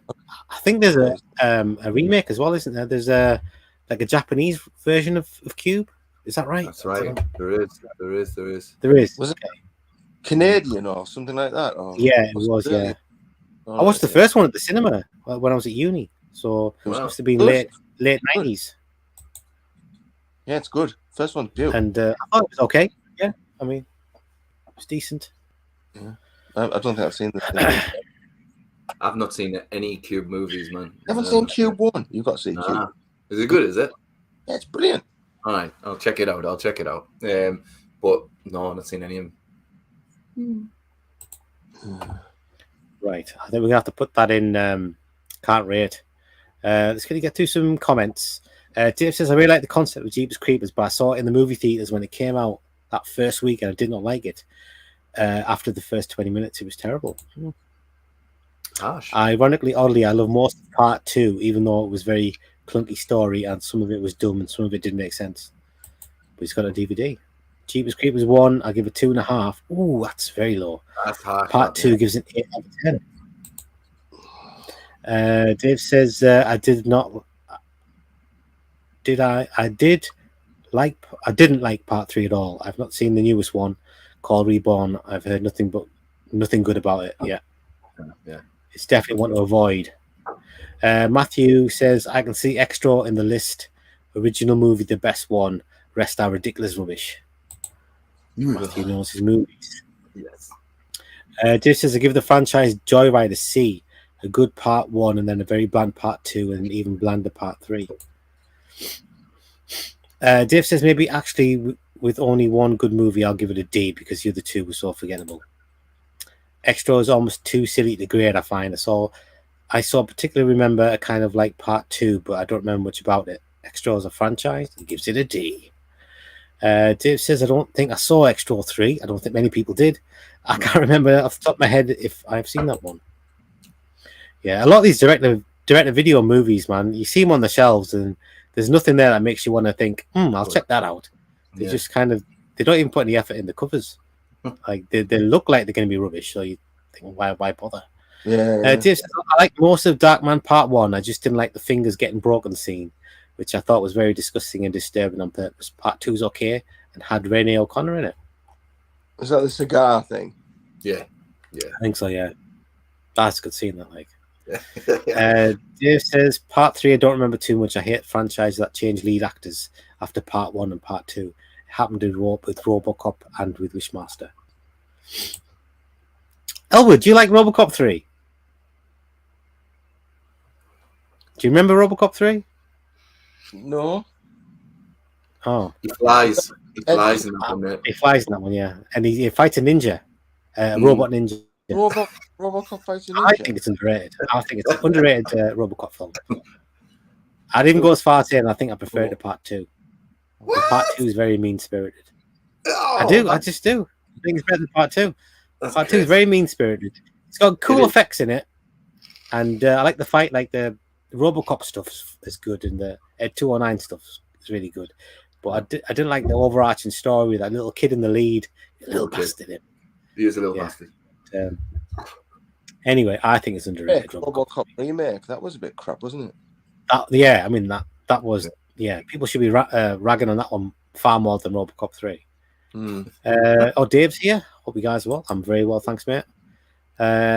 Dave says I give the Darkman franchise a D. Yeah, it's a bit of a shame, isn't it? Because we're talking about franchises, so there's like some really, really good movies that kick these things off, but you've got to grade it holistically, and then you end up giving them a bad score, and it kind of taints the original thing, the thing that you love. Like Darkman everyone loves Darkman, man, but we got to give it a bad rating because it's got happy sequels. And Tremors. Yeah, and Tremors is another perfect example. I mean, Tremors is an S tier movie, man. Yep. As is Darkman. And brilliant poster material, brilliant cover art on the Tremors. Yeah, fantastic. That's true. Yeah. Have you got Tremors on Blu-ray? Or... Tremors 1. All right, cool. Yeah. And why would you get the others? Yeah, you're not that much of a completionist. I mean, just that one, mate. No, I mean, I'm a completionist with some things, but there are some things like, for instance, I will never buy Indiana Jones 4, for instance, like ever. In fact, I try and forget that movie even exists. Yeah. For me, it's still a trilogy. Hopefully, Part 5 rocks. It looks good. Yeah, Part 5. Yeah, can't wait for that. Yeah. It's in the summer. It's coming out in the summer, isn't it? Summer. Yeah, not long to wait. No. Dave says Darkman is awesome. Love that movie. The sequel's not so much yet. That's how we all feel. Joe Norton. Elwood is always telling me about his back jumping days. He was the champion back jumper. He was pretty good. Like he was. I looked on in envy. That's how impressed the girls. Elwood was good at everything, man. Elwood was always great at everything. Yeah, he was. Did I tell you about the time we went to play badminton? He never played badminton before in his whole life. I took him to the complex and we spent like one session playing badminton. And by the end, and I'd played it quite a lot, and I thought I was pretty good. And by the end of one session, he was kicking my ass, man. Seriously. I was like, Elwood, this is my game. I would let you. And then he was like so bloody good, like naturally just good at these things. I tell you, I used to hate going around fucking Elwood's house because he'd always be on his computer and you'd have a go, you'd be shit, and your go would be over in fucking 2 minutes, and they go, "Oh, I'll have a go now," and that was it. You were sat there for fucking 3 hours waiting for him to get off it, man. And don't ever challenge the fucking bloke to a game of pool. Don't ever challenge into a game of pool because I've seen Elwood stay on the table all day, unbeaten all day. Yeah, one of that. She doesn't play pool against me. So yeah, he's unbearably good at these things. Weird, isn't it? Dave says, I only saw Paranormal Activity 1. I didn't like it. I thought it was silly and funny. I think the best part was when the husband realizes the ghost punched his picture off the wall. I haven't seen the Paranormal Activity sequels. I have no interest in them at all. Oh, I didn't mean to do that. Dave says, Slumber Party Massacre. I don't remember being too good, but the first one I think might have been okay. The second one was cartoony. Is not the one with the rock star guy and the killer guitar. I think that might be the third one. Or maybe the second one. Who knows?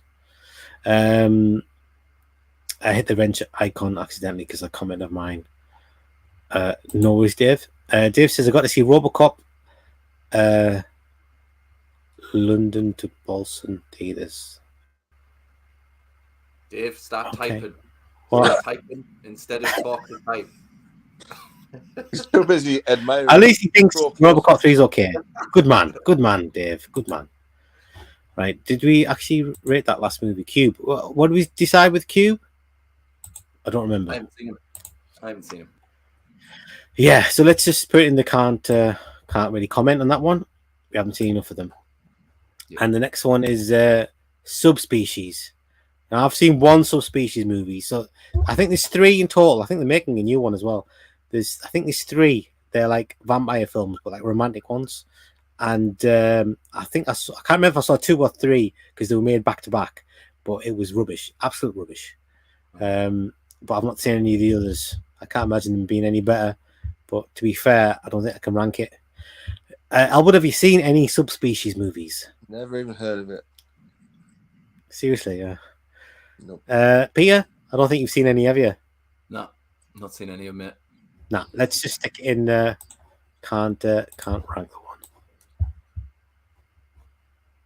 Pure Subspecies. I think it's a Full Moon franchise. They don't really do well in their franchises, I've got to say. The next one is The Purge. Now this is a franchise I quite like. You guys a fan of the Purge films? I like the first one, and I thought the second one was great. I saw the last one and I didn't like it very much. It was Election Day. Is that the last one? Yeah. Yeah. I think so. I didn't like that very much. Was that the guy on the hat and the cover? Yes. Yeah. Yeah. I think so, yeah. Yeah, it is. For me, I like the first 2, mate. I think I've not seen one of them. I like the first 2 a lot. Didn't care for the recent one. So for me, I'm going to say C. What about you? Yeah, I like the first one. I like the first one. Don't know if I can remember the second one, and I think I've only seen the third one. Can you see that? So we've got The Purge 2013 with Ethan Hawke, which I like very much, and Anarchy, which I think is even better. Election Year, I didn't mind at all. You know, I quite like all these movies. Yeah, Anarchy especially, and the first one I like very much as well. But the other 3 were just I thought they were decent watches. Nothing spectacular, but I thought they were all pretty decent. I think it's a pretty consistently okay franchise. Got now against it. I like the premise. Yeah, the premise is awesome. You know, yeah, really good premise. You know, for me, the first one felt very. It felt like something John Carpenter would have made. You know, in the 80s, kind of like when he was doing Assault on Precinct 13, Escape from New York, and stuff like that. It felt like something Carpenter would have knocked out. So what do we think? I think that's a pretty good franchise overall. I'll have to watch. I'll have to watch the last 2. Like, I'll have to I'll have to catch I've up. not seen them. No. Yeah, you should do, man. I think they're all available to watch. Like, right? Okay, then. So I think we all like the ones we've seen. Mhm. So I think it's going to do pretty well. I'm thinking C myself. What do you think, guys? See for me. Yep. Sounds all right to me. Yeah. Virgin C. Stick in C. Yield. Yeah, I think that goes quite well in there in C. And the next one is Puppet Master. Again, I'm not getting much help. I've only seen The Last Reich, which is from a few years back. I didn't really mind it, but I've not seen any of the others. It's not really my cup of tea. Have you guys seen any Puppet Master films? I'll just check how many there is because I think there's quite a few. Yeah. I think you should let Dave rate it. Definitely let Dave rate this one. I honestly, I don't think I've seen a full Puppet Master movie. I've seen bits and bobs of Puppet Master movies, but I couldn't tell you which ones they were like at all. I remember Do you remember like any of them? Yeah, I remember that. Yeah. Not really, mate. They were kind of the same class as Ghoulies for me. You know what I mean? Like kind of that kind of quality. Other people will tell me I might be wrong. You know, I might be missing a gem, but they didn't. Not really my bag. No. Yeah. So let's have a quick look there. We've got, good Lord. Okay, we've got the original Puppet Master, 89, Puppet Master 2, 1990. This is another Full Moon franchise. Puppet Master 3, Toulon's Revenge, maybe. Then there's Doll Man, Demonic Toys. Are these all? They're all Puppet Oh, Master. Puppet Master 4, 5, Curse of Puppet Master, Retro Puppet Master, Puppet Master The Legacy, Puppet Master versus Demonic Toys, Dangerous Toys, Axis of Evil, Axis Rising. I'm sure there's more than that as well. They've missed some out there. There's more than that. Yeah. Wow. I don't know, man. So when they put Master too many 1 there to rate. 16 sequels. I mean, why you have to put Master 1? Why would you think this needs to keep on going? Cheap, mate. I mean, it's essentially, if they're cheap to make, and you know, EV are knocking them out to video shops, you know, for 40 quid a tape, it's like printing money. Like printing money, man. Yeah, I guess so. Yeah.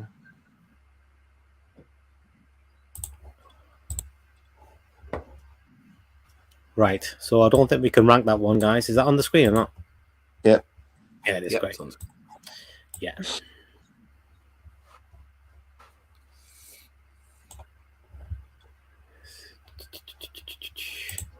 And the next one is Sharknado.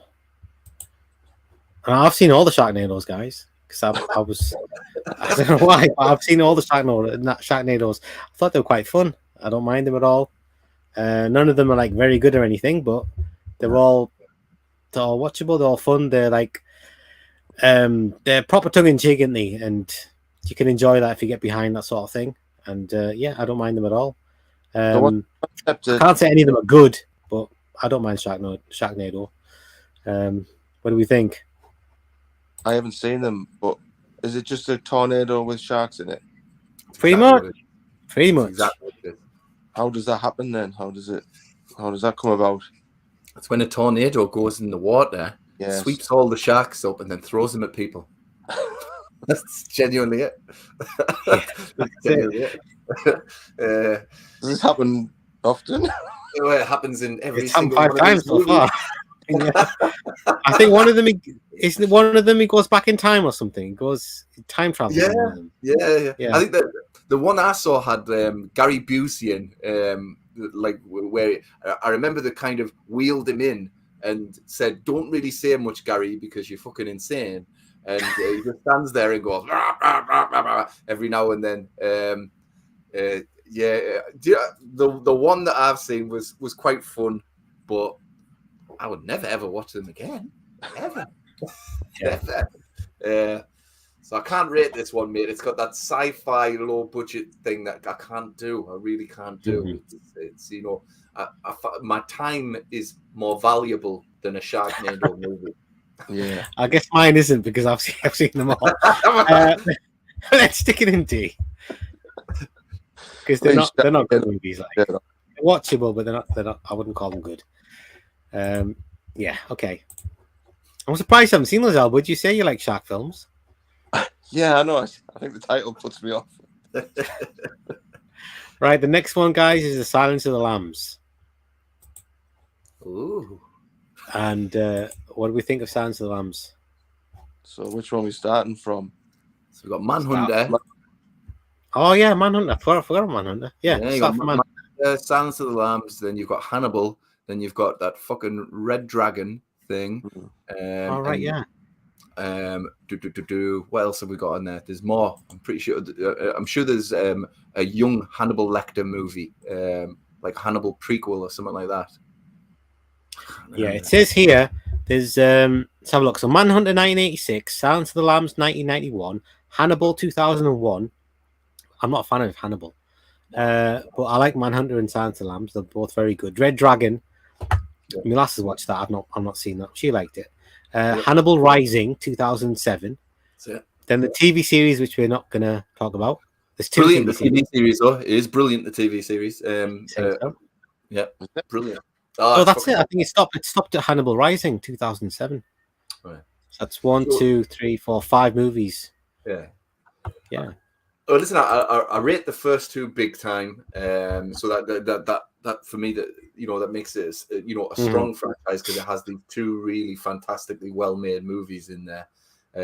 But I don't care for any of the others, mate. I have to say, and I have seen them all. The quality goes down and down and down for me, and I didn't really, again, we've talked about cast members changing. I didn't buy into Julianne Moore being Jodie Foster's character in the Hannibal movie. Right. It was too jarring, that, like, to me. Although she's a good actress, she just was no Clarice Starling, like. So I'm going to give this. Did Jodie not want to? Did she not want to? She didn't want to go back. No, she didn't want to go back and do it again. So yeah, so it's. Must have been asked, surely. She would have been, yeah. She would have been. You would think she would have been contracted. No, Ridley Scott directed it. I thought she would have jumped at the chance just because Ridley Scott was making it. Yeah. Who knows? But C. I'm going to say C for me. C. What do you think, Elwood? And C as well. It's pretty iconic, isn't it? Silence of the Lambs and that with Judy. Absolutely, yeah. Right, then we'll do that. Then we'll stick it in C. Yeah, I'm with Pete. I like the first two. Don't like Hannibal, and I've not seen the rest. Let's have a look here. Okay, so Silence of the Lambs goes in C.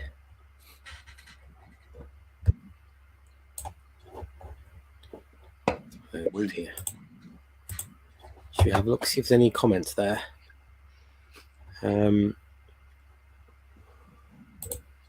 All right, Dave says, I saw at least 3 copies of Indiana Jones 4 on sale in my local thrift store. The only problem with Indiana Jones 4, $1 means that you would then own Indiana Jones 4. Exactly. Good point. That's right. Dave says, with RoboCop, I was trying to say, without speech to text typo, my fault. I saw RoboCop 1 and 2 in the cinema. Ironically, with The Purge, for me, I did not like part 1, but I do like the sequels. Yeah, some people really don't like the first Purge. I don't know why. Yeah, I've heard that. Dave says the Purge TV show was kind of good for what it was on cable. Overall, it's an odd concept, but in some ways, it can work. I think I saw the first series. I know it doesn't. Yeah, I saw the first series. For some reason, I didn't watch the second series. Guys, we don't do TV. Yeah, we don't. Dave says I give Put Master a D. Should we move it to D there? Yeah, put it in D. Let Dave rank that one. We will. Remember that. Yeah, let's get through these comments. Dave says I find the first 3 Put Master movies, 4 and 5 are okay. After the sequels get a little bit boring. Them and Demonic Toys together was disappointing. I didn't like the Last Strike Put Master movie. Last Strike, yeah. I thought it was too silly, to over the top, and it wasn't the same tone or feel as the originals. Dave says, I found it had some fun in it, but not enough to give it a thumbs up for me. I love some goofy, fun horror, silly movies like Sharktopus and Three-Headed Shark Attack, etc. But I just don't like the Sharknado stuff. I've not sat through one full movie of it yet. Yes, there's not exactly a franchise you need to see, is it? Hannibal Rising was the prequel, Pete, but I haven't seen it yet. To me, it doesn't look like all that needed. It's pish. Rabbi says Silence of the Lambs should be an A. It is an A, but the franchise as a whole brings it down to a C. Was it C? Did it C or B? I can't remember. C. Dave says, I haven't seen the Hannibal TV series. I love the actors in it, but it doesn't interest me at all. I feel the same. I saw Hannibal in the theaters and I paid. I like part 1. I love part 2. Red Dragon was okay. I have Silence of the Lambs on store-bought VHS, Hannibal on DVD, and Red Dragon on 2-disc DVD. Plus the movie Manhunter with Brian Cox playing Hannibal. Does that count? Yeah, we're counting that in the franchise. Manhunter, yeah, definitely. Yeah, Manhunter is good. Right, where are we at here? The next franchise is Sleepaway Camp. And Dave's like, I can't be having Sharknado. It's a bit silly. But as for Sharkopus,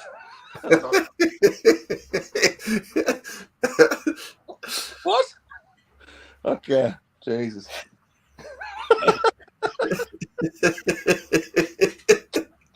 Sharknado. Have we seen Sleepaway Camp? I've seen the first one. I've not seen 2 and 3. Is there a fourth one? I think there might be a fourth one. Have you seen any of them, Elwood? Naked. That might be the one with the naked showering bloke saying, yeah, it might be Sleepaway Camp, not. Yeah, it doesn't ring a bell, like, but maybe. Unless it's the one with that scene at the end where the girl's actually a boy. Yeah. No. Yep. I think it wasn't called Sleepaway Camp in this country, was it? It was called something else. I have no idea. I only know it as Sleepaway Camp. Let me look that up.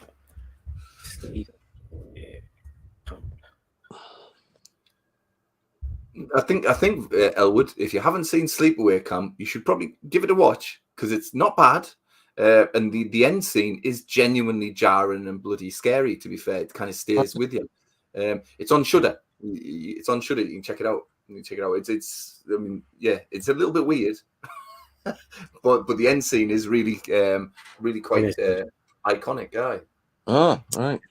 Yeah, it was called Nightmare Vacation in UK. Why was there any need to? Oh, because us UK people don't know what a sleepaway is. Yeah. Oh, Sleepaway Camp is, yeah, maybe. If they wanted to really give it a UK title, they should have just called it Butlins.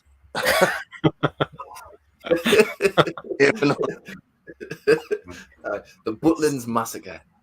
Right, so I've put it in don't know, don't remember. Because you've only seen one of them. Right, the next franchise, the franchise I do not like whatsoever. It's called Hatchet. And I don't like any of these movies, Victor Crowley movies. I don't like any of them. They're all very mean-spirited. I think I've good gore in it.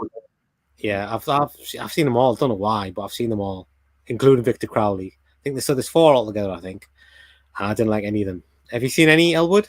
I can't remember. I think I've seen the first one. You'll have to show me the cover. I will. That one just doesn't bring back any memories at all. I think the cover's got a hatchet on it, mate. Yeah, I think it looks like all of them have a hatchet on it, pretty much. Strange that. Literally a picture of a hat. Just that's it. A big hat. It is. Here we go. Might jog my memory. Right. Yeah. There you go. Hatchet 1, Hatchet 2, Hatchet 3, and Victor Crowley. I don't know how I didn't remember. No, I can't remember any of them movies. Hatchet 2. So Hatchet 3 and Victor Crowley. No. Right. Well, I've seen them all. I think they're all crap. So I'm gonna stick it in D. I'll stick it in D.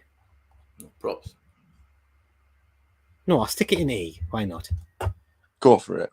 Because there's more good Wrong Turn 1. At least there's one good film in that franchise, and Hatchet doesn't have any good films. So let's stick it in that one. Oh, it's not even on the screen. We can't see it. Hang on. It's a bit late. Tell me now, innit, Pete?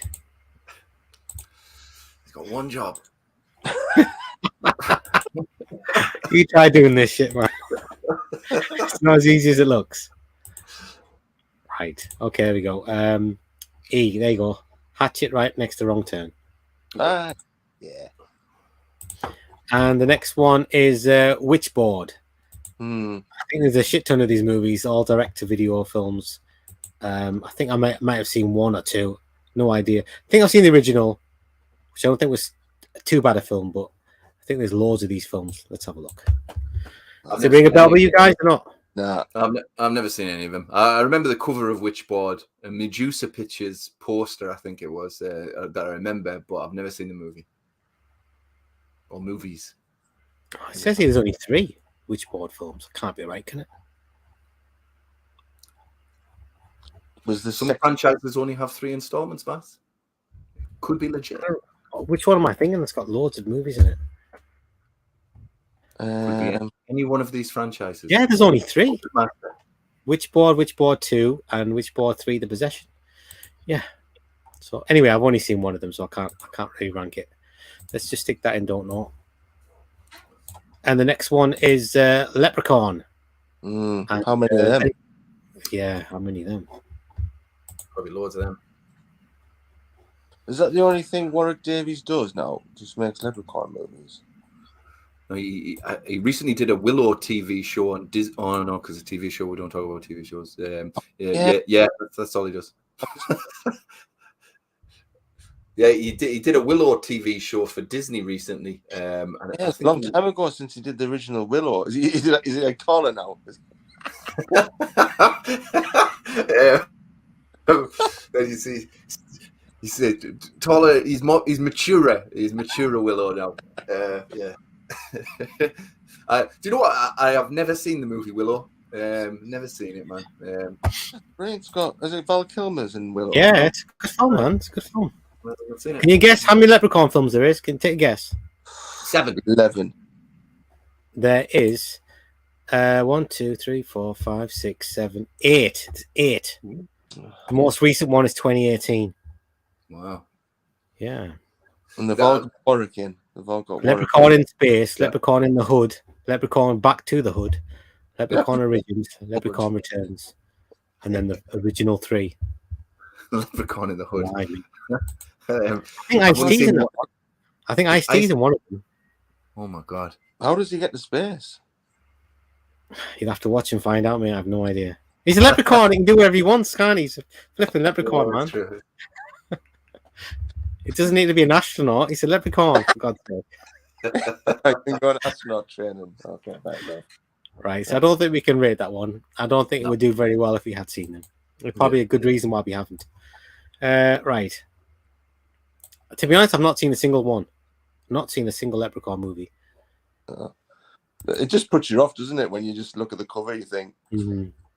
Totally. The next one is VHS. Mm. And I think I've seen all the VHSs. I'm not a big fan. They've all got some of them have got the odd nice segment in it, but overall, I'm not a fan of it. One was the best, wasn't it? One was the best. I like 2. I like 2. I like 1, but 2 had that segment from Gareth Evans in that lasts about 40 minutes. It's his longest segment. Whether it's a suicide cult, and it's Taiwanese. It's subtitled, and it's fucking balls to the wall. Like I love that segment. Like I don't know if I can remember that. Like, but yeah, I wasn't really that bothered about the other ones. To be fair, the 2 inconsistent. You know what I mean? You'll get one good story, and then the next 2 or 3 will be shit. So they're all over the place as far as quality goes. So there's 4. There's 4 apparently. There's the original VHS. What year was that? VHS 2 was 2013. VHS was 1994 was 2021. The original VHS was 2012. And there's a VHS 99, which is last year, 2022. I think I seen the last one. I thought it was absolutely garbage. I'm sure. Yeah, I thought so too. I didn't like it at all. Not one little bit. Yeah, I'm not a fan of this franchise, guys. Overall, the consistency is very not good. There's odd segments that I do like, one or two maybe. What do you guys think? What should we do with it? D or E for me. Nice. Yeah, D. D. Let's stick it in D because there's a couple of standout segments. Yeah, they get that. Well, I'll have to watch part 2 again because I don't really remember that. So we'll stick it in D. They're all pretty well made anyway. Wasn't good there idea. One which was the gargoyle bit? Was it a gargoyle? And she came with a knife or something. Was that in part 1? Right, guys, you've only got two left. Is that the girl with the eyes? The girl with the weird eyes? I don't know. I think he slept with her and she ended up being some sort of gargoyle with big. Yeah, that's right. That's right. That was definitely part 1, and they made a spin-off movie with just her story. Did they? Yeah, they made a spin-off movie as well, based on that tale. Got the same girl back and everything like that. Oh. Right, Dave says fair enough to say Elwood about the Sharknado Sharktopus. He takes your point. Elwood makes a good point. Dave says it just seems to me that Sharknado is a bridge too far, but Sharktopus isn't. I'll put it that way. I like the way it goes. It says I it love again. silly, but not too silly. The Sharktopus is not too silly, just silly. Okay, fair play. Dave says at least Sharknado relishes in what it is and owns up truthfully to what it is, so that I respect. It does what it says on the tin. So to say use that English phrase, that is an English phrase. Yeah, I'm surprised you know that one. Dave says I love Hatchet Part 1. Part 2 I kind of like. Part 3 was good. It's got some good cameos in the Hatchet movies. I'll give it that. It's real practical effects. I wish the story was a little more original feeling, but oh well. Dave says I give the franchise Leprechaun a C. Overall, some campy horror fun.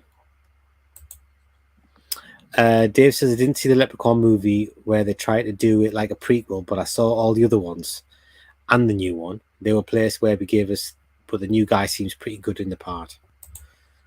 Oh, is it? He's not. I guess he's not in all of them then. Right.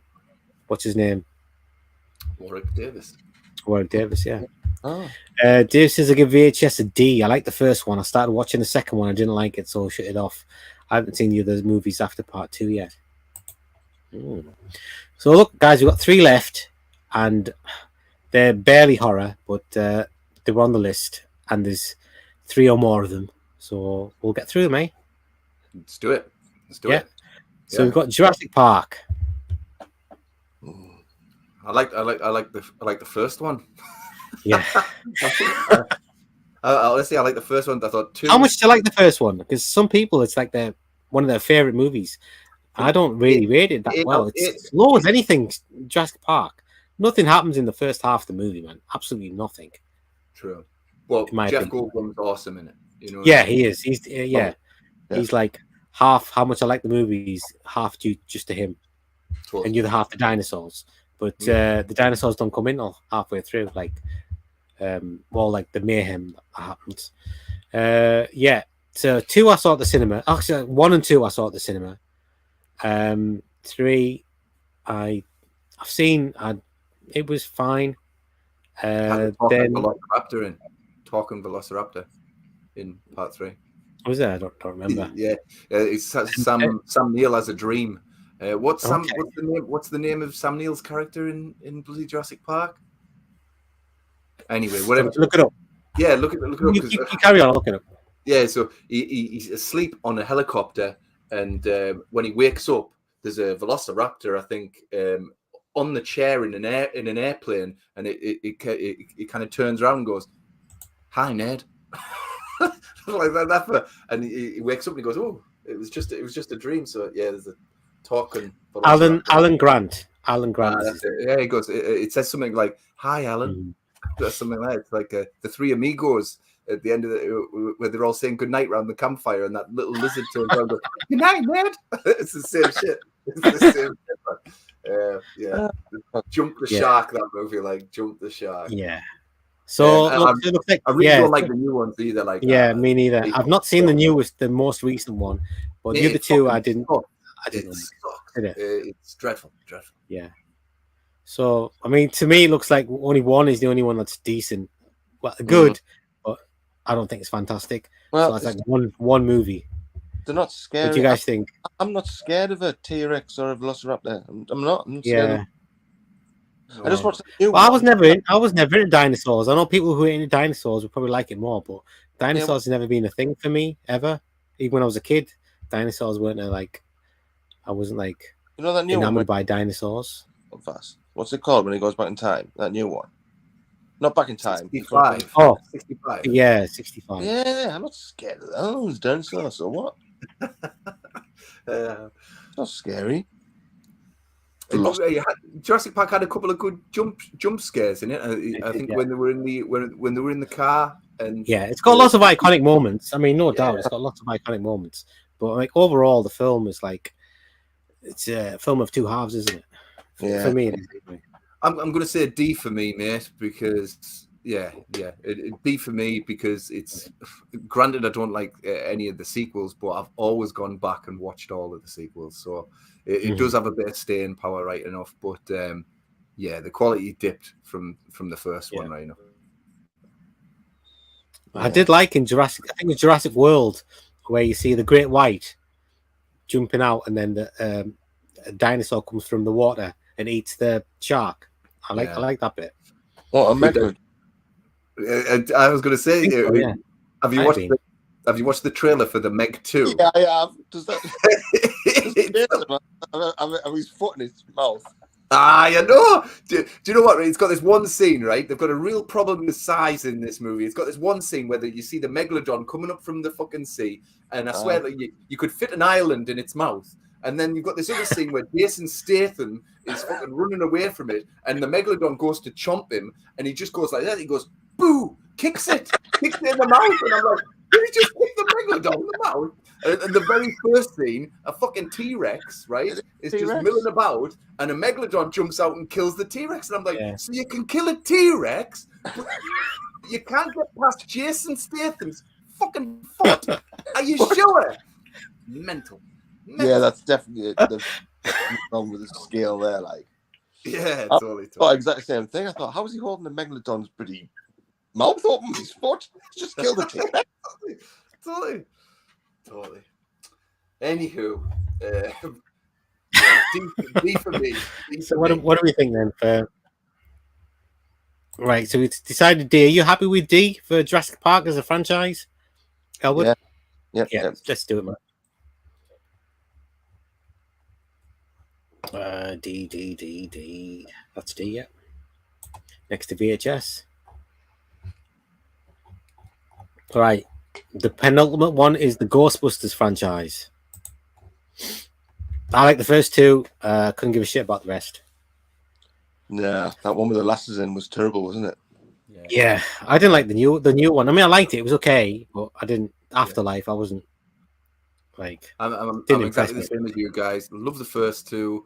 Didn't like the girly one. Although I did think Thor was quite funny in it. Chris Hemsworth, he was quite funny in it. Oh wasn't he? Yeah.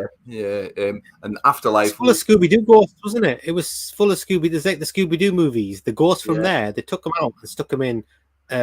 Ghostbusters, the girly version. Exactly. And so Afterlife 4 was movies. Okay. Yeah. So two awesome, 1 rubbish, 1 okay. It's not bad actually, not bad going. Yeah. So where do you think C? Yeah. You got anything to add, Elwood?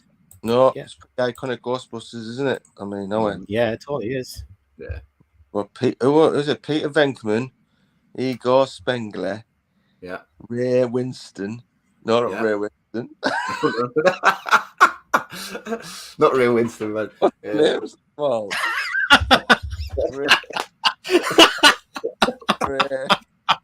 That's classic, man. Yeah, I ain't afraid of no fucking ghost. You can't. Yeah. That was brilliant. Oh man, that's brilliant. Yeah, that'd be awesome. Peter Venkman. It's Ray Stans. Ray Stans, yeah. Yeah, Spengler. I don't know what it's Egon Spengler. Egon Spengler. Yeah. And what's the black dude called again? Came on a little bit late, didn't he?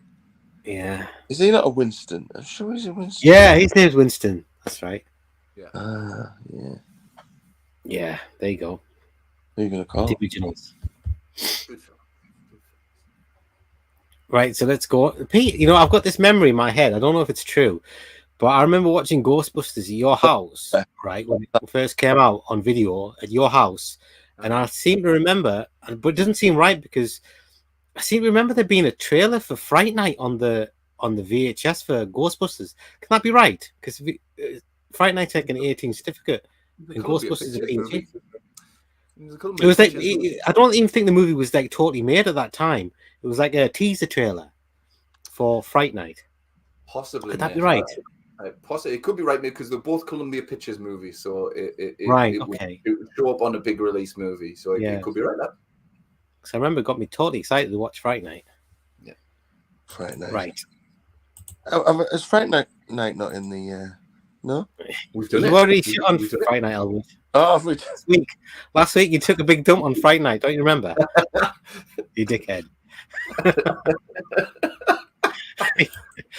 You massive Colin Farrell. Do you remember that? Colin Farrell. Love it. It's brilliant. I'm gonna watch it now.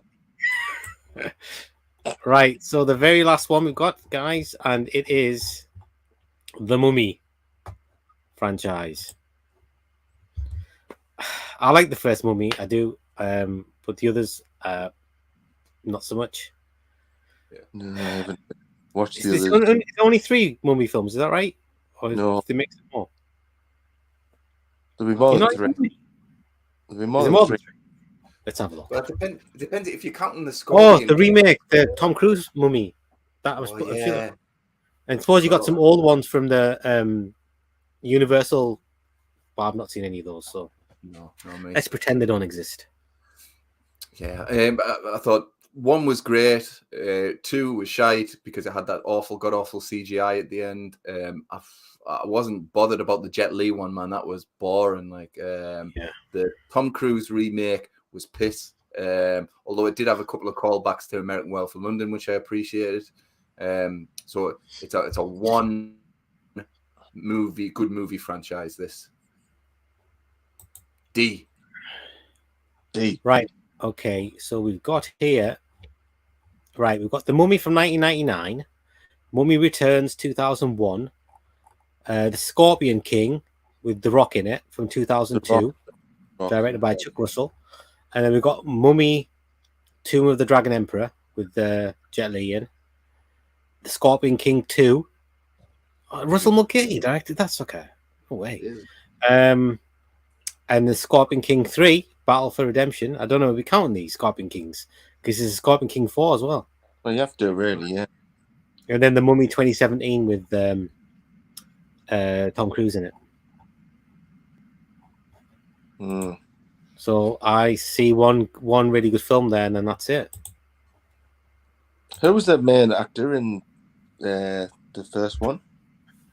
Brendan Fraser. Fraser. Well, fat guy. Is he fat? I don't know how it works. But he's fat now.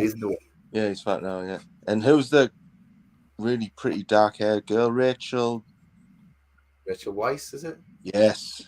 She's lovely in that movie, isn't she? She is lovely, yeah. She is lovely. She's Take Home to Meet Your Mum lovely. She is gorgeous in that movie. She's like an English rose, isn't she? Yeah. Oh, beautiful. Yeah. So that's not going to do very well now, is it? D or E then? Yeah, let's stick it in E. Yep. Shouldn't really be ranking that, like, because it's not really horror, is it? No. But we did Jurassic Park and Ghostbusters. So that's it, guys. Because all the rest, this dude who made this tier list stuck all these movies with just a couple of movies in them. The Dentist has only got 2 films. Gremlins only got 2 films. Quarantine's only got 2. Sinister's only got 2. Oh, right, okay. And the rules say there has to be 3, so none of them count. Black Christmas doesn't have 3. No, it doesn't have. No, it just got remakes. It hasn't got any sequels at all. So if it had one sequel, then we could count the remakes as well. But it doesn't have any sequels to it, as far as I can tell. Just what else is on that list? Let's have a look. What else is on there? Right. Actually, this movie here, Raz, that's a Bollywood film. There is 3 of them, but I know you guys ain't seen them, so I won't even go into that one. 28 Days Later, The Boy, Wolf Creek, Bikini Bloodbath, Creep. Fuck Creep. Fuck Creep. Creep's good, man. What you're on about? Creep's absolute rubbish. Are you having a laugh? Creep's like my second favorite movie of all time. Are you kidding me? Thank you. Nah.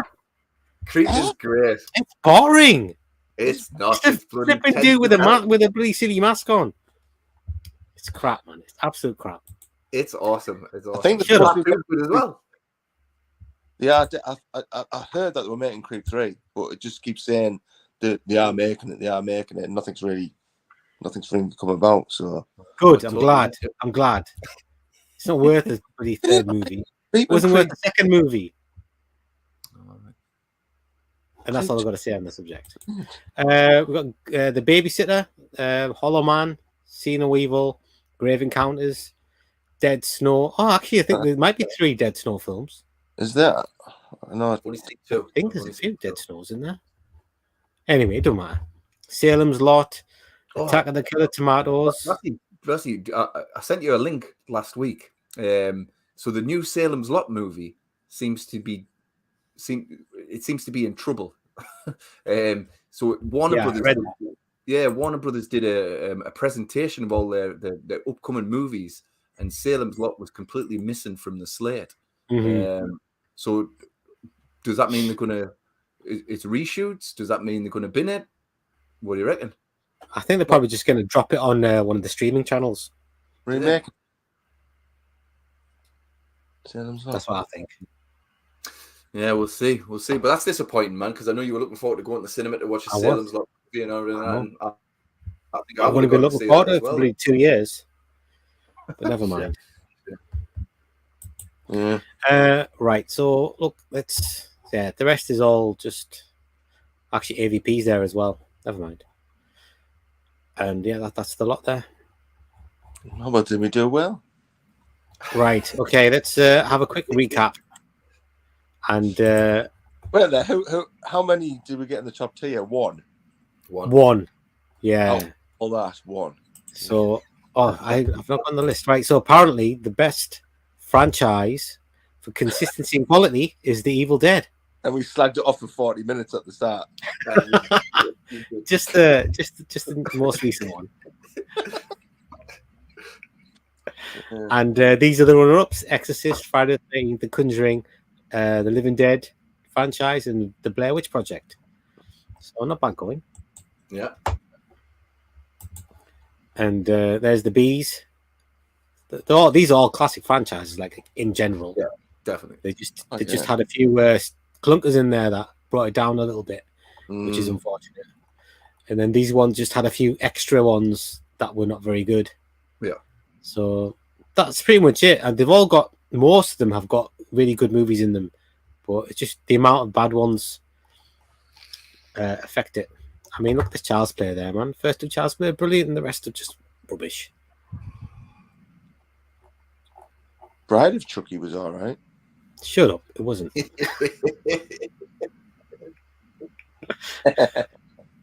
And these are the worst ones. These are the ones to avoid: Human Centipede, Anaconda, Ghoulies, Slumber Party Massacre, and then these ones. Oh, these are the ones we haven't seen that we can't do. Yeah. They all look pretty crap, to be honest. Oh, why did I put Tremors? All right. What did Dave say Tremors was? Do you remember? Oh, was it Joyride or was it Tremors he rated? No, it was the Puppet Master. Oh, God, it is Puppet Master, yeah. What did he say it was? C. D. D. Let's stick that up there.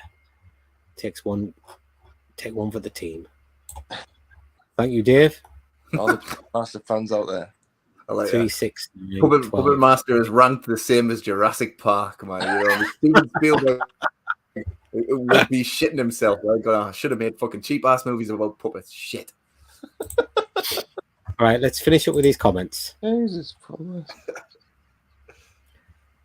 Right. Although he did give the Leprechaun franchise a C overall. Hey, what's shark? Octopus or something? Sharktopus.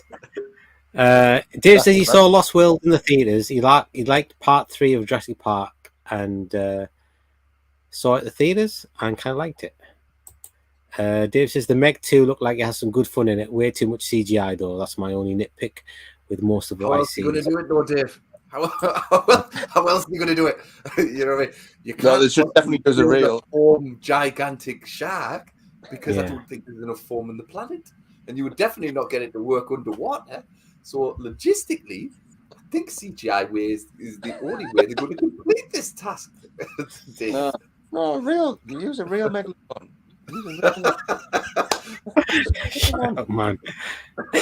So Dave says he doesn't like Jurassic World. Part 2 is okay. 3 didn't like too much. It gives the franchise a C. Ghostbusters he gives a C. He saw the first one in the theaters 4 times and paid for them each time. Part 2 was okay-ish. I really like Part 2, man. Like I've never not liked it. Didn't like Peter McNichol character at all. Peter Venkman. No. Don't know what someone did, I think. Dave says I didn't see the girl version. I sent them twice to watch it, and it couldn't do it all the way. I watched the first scene and just shut it off each time. I did not like Afterlife. A lot of people loved Afterlife. I was quite surprised. Dave says not a nitpick again necessarily, but when you say the Mummy does that include the original movies, or you probably only just thinking of the new ones. I've not seen any of the old ones. There is a bunch of them, isn't there? Of the new Mummy movies, I saw the Brendan Fraser movies in the theaters and paid. I think I like part 2 better than the first, despite all the CGI silliness. Dave says I'll give the Mummy franchise a D, even though I like the first 2. They were fun. I didn't like the Tom Cruise Mummy movie. I didn't hate that one, the Tom Cruise one. I didn't think it was very good, but I didn't hate it. Joe Norton, Paul made me watch Creep. I fell asleep not far in. There you go. Flags it off. She knows the score. Joe knows the score. Well, you need to put it on again for her. Trash, man. Yeah. No, it's trash. Yeah. Burn the tape. Burn it. Dave says, was fun as usual, guys. Thank you so much for letting me babble. As with you guys, I could babble about horror movies all day as well, among other subjects, of course, too. Thank you, Dave. You're most welcome, mate.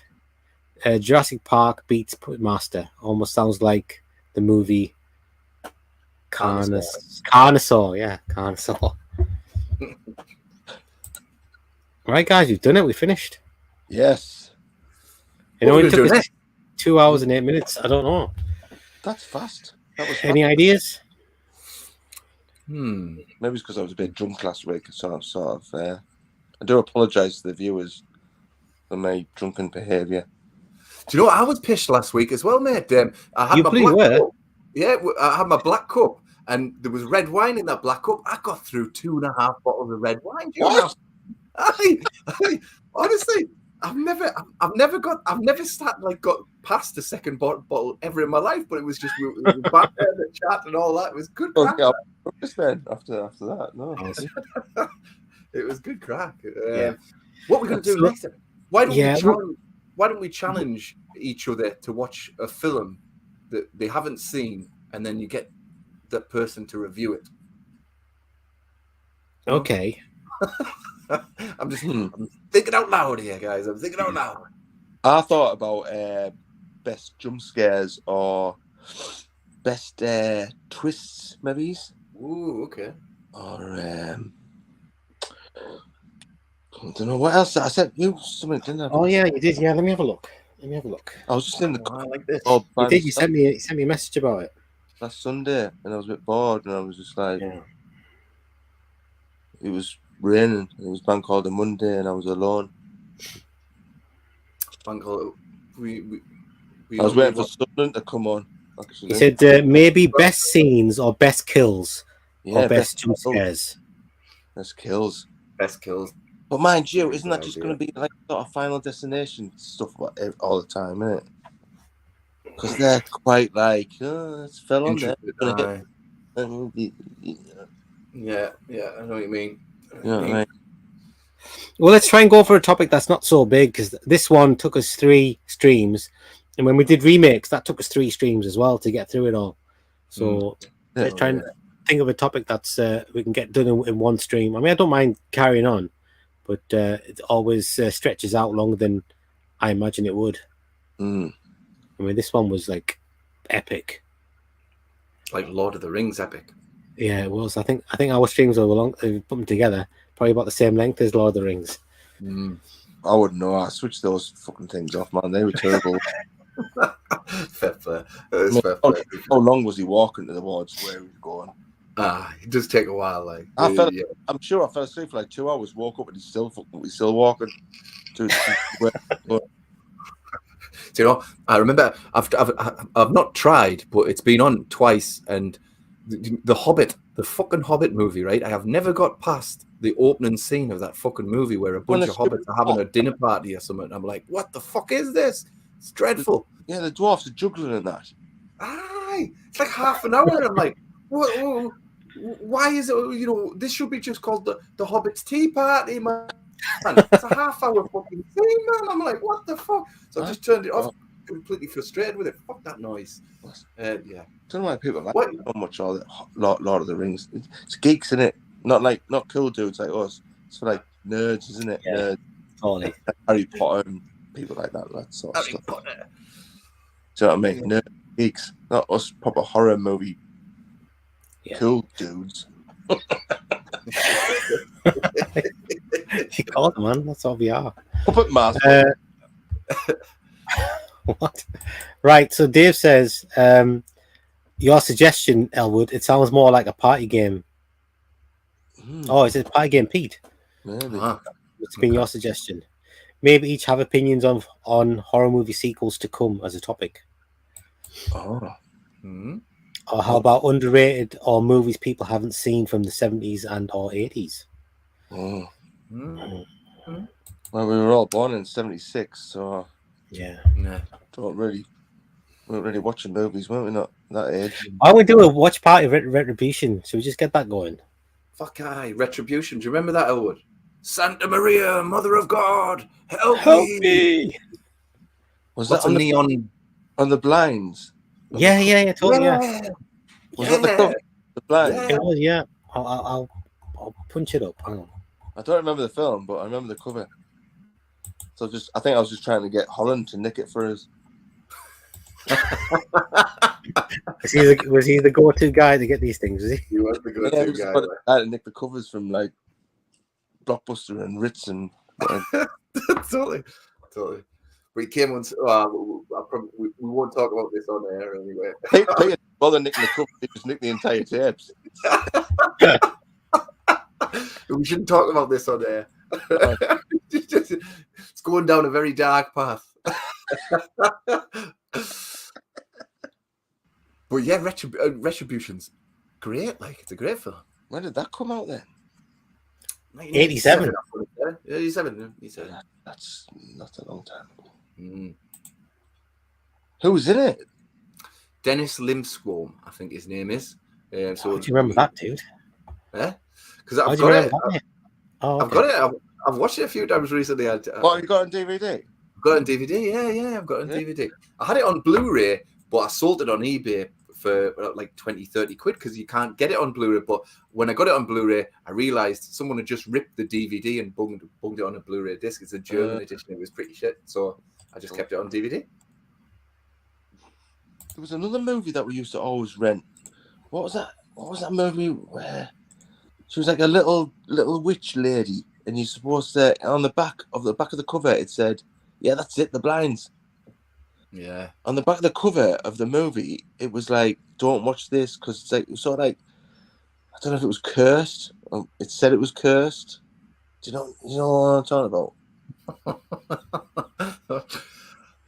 Was there an extended shower scene in it? Oh, For the dudes. Yeah. yeah. I asked for it specially under the counter, sort of thing. No, it was this that little weird old lass. Oh, fucking hell. I don't know what I'm talking about. Anguish. Yeah. Anguish. And film Yeah. had a warning. It had a warning, didn't it? It did. Yeah, about hypnosis. Oh shit! I've just knocked Elwood off. Sorry. It's back. It's back. It was like, don't Yeah, watch I this. remember. Some sort of I used to have that VHS. I've got Anguish on DVD. Yeah. I can rip it. We can do a watch party of that. I can't Yeah. believe what I was talking about there. Yeah, on the back it says you have to be careful. You might get hypnotized while you're watching the movie. Yeah. Was was the first ever film that I watched that was a movie within a movie, I think. Maybe Demons was, I don't know. But I rate Anguish. It's a good film. Like, it's a really good film. Have you not got that on DVD or Blu-ray? I've got Anguish on DVD. Yeah, I've got it on DVD. Yeah. Yep. Got that one. Excellent. Yeah, doesn't get enough love, that movie. Anguish does not get enough love. I just when you were talking about the other one there, it just popped in my mind. I was like, oh yeah. I always remember the back bit saying that little warning because you never used to get it. No. Nah, totally. She's not on there. And what was that bit? That's it. She keeps on repeating. That's the cover I've got on my bloody DVD. The 1-2 back. She goes, "Run faster! It makes you strong. Run faster! It makes you strong." Like that. She keeps on repeating that as she's hypnotizing her son. Is she still alive? Oh, there you go. There it is. There. Warning: during the film, you may experience a brief state of hypnosis. This will not cause you harm, but if you feel yourself losing control of your mind or body, do not move. Keep your eyes open. Yeah. So Sold. Sold. See, That in is- the video that's- shop, you're like, oh, I'm renting this straight away, aren't you? Everyone's Definitely. It's a brilliant idea. You should do more stuff like that. Definitely. Definitely. I watched this film recently that claimed it was, I can't remember the name of it, and it was crap, but it claimed it was literally a product of the devil, and if you watched it, you're probably going to open up hell's gates and get haunted and stuff like that.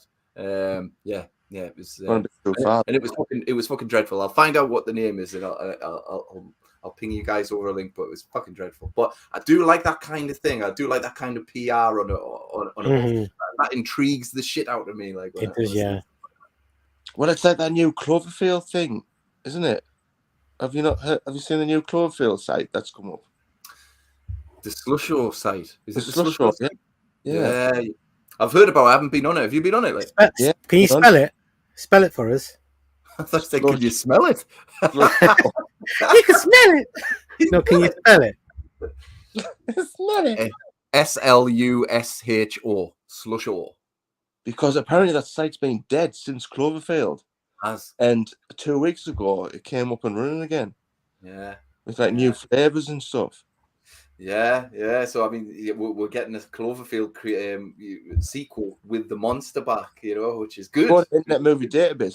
It's already got a director. It just says director, and that's all it says. It doesn't give you any more information. How would you've been looking this up, man? I like this. This Oh, is look, cool. Cloverfield. Okay, here we go. Let's have a look. See if we can find this thing. Present. Stop. Present. So obviously the other two, Paradox and Cloverfield Lane, they're like just independent movies, aren't they? Just going off. Yeah. What the hell's that? Well, they made Slusho Go. Yeah, Let they me made just- the slush from. Let me just click it. Six. Yeah, that's the little. What do you have to do? It's part of the Cloverfield universe. What's this got to do with Because Cloverfield? they get the slush from the bottom of the seabed, so they drill into the bottom of the seabed to get the stuff to go on the slush or drinks. And obviously, when they're drilling, the monster.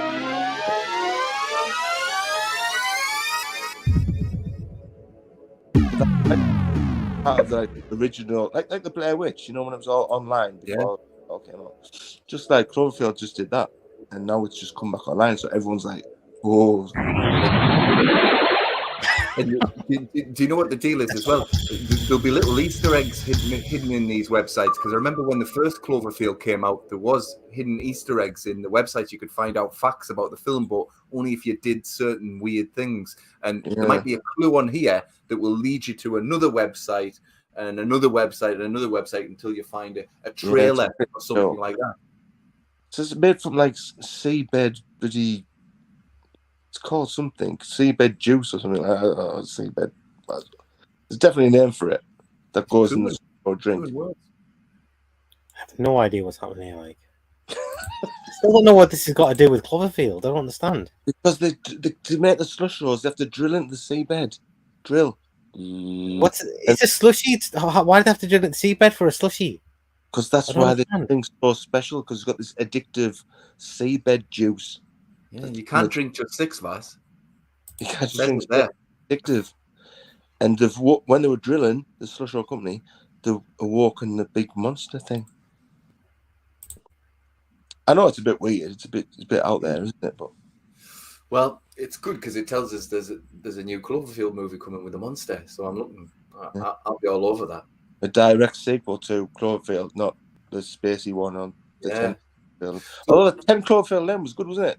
I like 10 Cloverfield Lane, yeah. So who's the director there now, Paul? Oh, I don't know, some foreign bloke. He's made some crap movies. Has he? I looked at his back catalogue and I was like, well, I haven't seen any of them. Fassy, check out who the director is. I want to see what he's made, man. Why didn't you check it out? I'm playing this stupid game. Oh, is it a game? I don't know. I'm pressing buttons and the stuff's happening. I don't know. I want to do 6 and then see if something happens when I do 7. After I've done the last guy.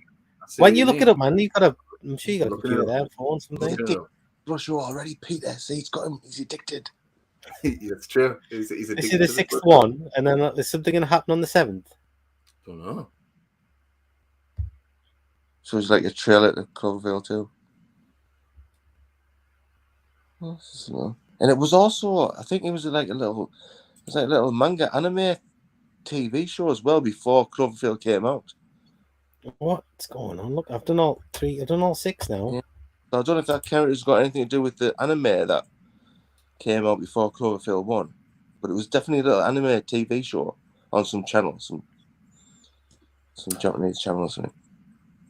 What the letters coming out of his ass when he goes up? There's all these letters come out of his ass when he flies up. Oh yeah, you can make your own flavors, can't you? ZZ. Oh, it says Zoom. Okay, fair enough. Like this is getting a bit monotonous now. Oh, it says become like the masters Noriko and Ganu. Create your own flavor mixtures for a unique slusho experience. The beginning of each slusho is the deep sea ingredient, and you choose what delicious combination to make. Add up the 2 flavors. How'd you add flavors? You can only press these dudes. You press 2 dudes. Oh, you can press more than one. No, you press two flavors. I think you have to get the right combination. What? And then we'll get a clue for the new movie if you get it right. I don't know. But I've just been picking one guy each time, wasting my time. It's weird, isn't it? So which the question is, which 2 is gonna Zoom? Yeah, people think these sort chocolate and banana. That feels like the one. I mean, I thought the Blair Witch was good, but this is just really weird, isn't it? This is weird, right? This is weird. The hell came up with this, man? Because I mean, the Blair Witch one we all thought was real, didn't we? Yeah. I thought it was a snuff. Yeah, totally. Zoom. I don't think we're going to get a trailer. Blueberry and Nashi. There you go. This one must be the one. I feel it. This is the one. You know, Cloverfield ended when everyone died, didn't they? Yeah. Like the bridge or something in the park or something. That's right. Is this something that tells you how to do it? they were right next to a pretty thingy park. What's it called? Central Park, yeah. Central Park. Yeah, they were in there, weren't they? Running about. Well, yeah. That's right. That's right. Yeah, and everybody did die. Like maybe they'll do like from another person's point of view, like exactly what happens. Some sort of crack. You know what I mean? Just do that. Good job. I did like that bit in the subway where they turn the lights off and you see all the eyes of the little spider one. Scary. Yeah, that's good. Vassy, I literally think, Vassy, you could be on there for the next 6 days and still find football. I'm looking for clues. There has to be a secret combo that triggers something to happen. Yeah. That was 11 days ago. And nobody's put anything on there. Nope, tried all the possible combinations and nothing happened. It's got to be something more to this. Damn you, J.J. Abrams. There's definitely will be something more to this. There's always secrets to unlock with Cloverfield. Damn you! You're making a movie, Bob. Why have we got this slush or shit? Just give us a trailer. Just give us a title. A poster, anything. Oh, I'll give up. Got a director. Pull the Internet Movie Database up and look at the director. I was just on there, mate, and I couldn't find the director for Love Nor Money. It just Have says, they started filming it yet? Have they started making it? It just says Untitled Cloverfield sequel. Plot unknown. Top credits. Sorry. Top credits. Director is Babak Anvari. Yeah, that's Look it. at Babak Anvari. Horror movie that I've seen in his thing. That horror movie that I've never seen. Okay, Under the Shadow. I Came By. And that's a Netflix film. I've seen Under the Shadow. That's like set in Iran, isn't it? Yeah, with gins. Yeah. I've seen that. And something called Wounds. Yeah, Wounds. Yeah. Well, I've seen Under the Shadow. I didn't mind Under the Shadow. Like, it was a bit serious. I liked it as well. Yeah. Wonder what he did to get that gig then. I mean, who made the last one? Oh, who made the next last one? Matt Reeves made the last one, and he's gone on to do quite big movies now. He did the Batman last year. He did the Batman. Do you guys like Batman? The Batman. I wasn't that thrilled by it. People would be loving that film. My daughter loves it. She thought it was great. She got a lot more out of it than I did. There's one car chase in the rain. That was really good. Yeah. With the penguin. But that was it. The rest of it was fine. Is the running time like 200? It's long. It's a long movie, yeah. It's a long movie. It's just very poor-faced, you know. It's very serious and that, and fucking Batman's the worst detective in the world, man. I remember this scene where he walks in the room and this copper's spelling shit out for him, and I'm like, Batman, did you not get that yourself? Like, you know what I mean? But really obvious stuff. Like, he's the worst detective in the world. I'll have to watch it. I keep forgetting about it. I don't really like superhero movies. I don't even think I've seen the last Avengers or all like that. And I know everyone was like, when it came out, they were like, "Oh, what happened?" I've got superhero fatigue, man. I'm fatigued of them. There's just far too many of them, and there is, constant. I do fancy Guardians of the Galaxy 3 because I do like the Guardians of the Galaxy movie. So I've heard good things about that. Yeah, I've been trying to persuade my kids to go with me to go and see it, but they won't, man.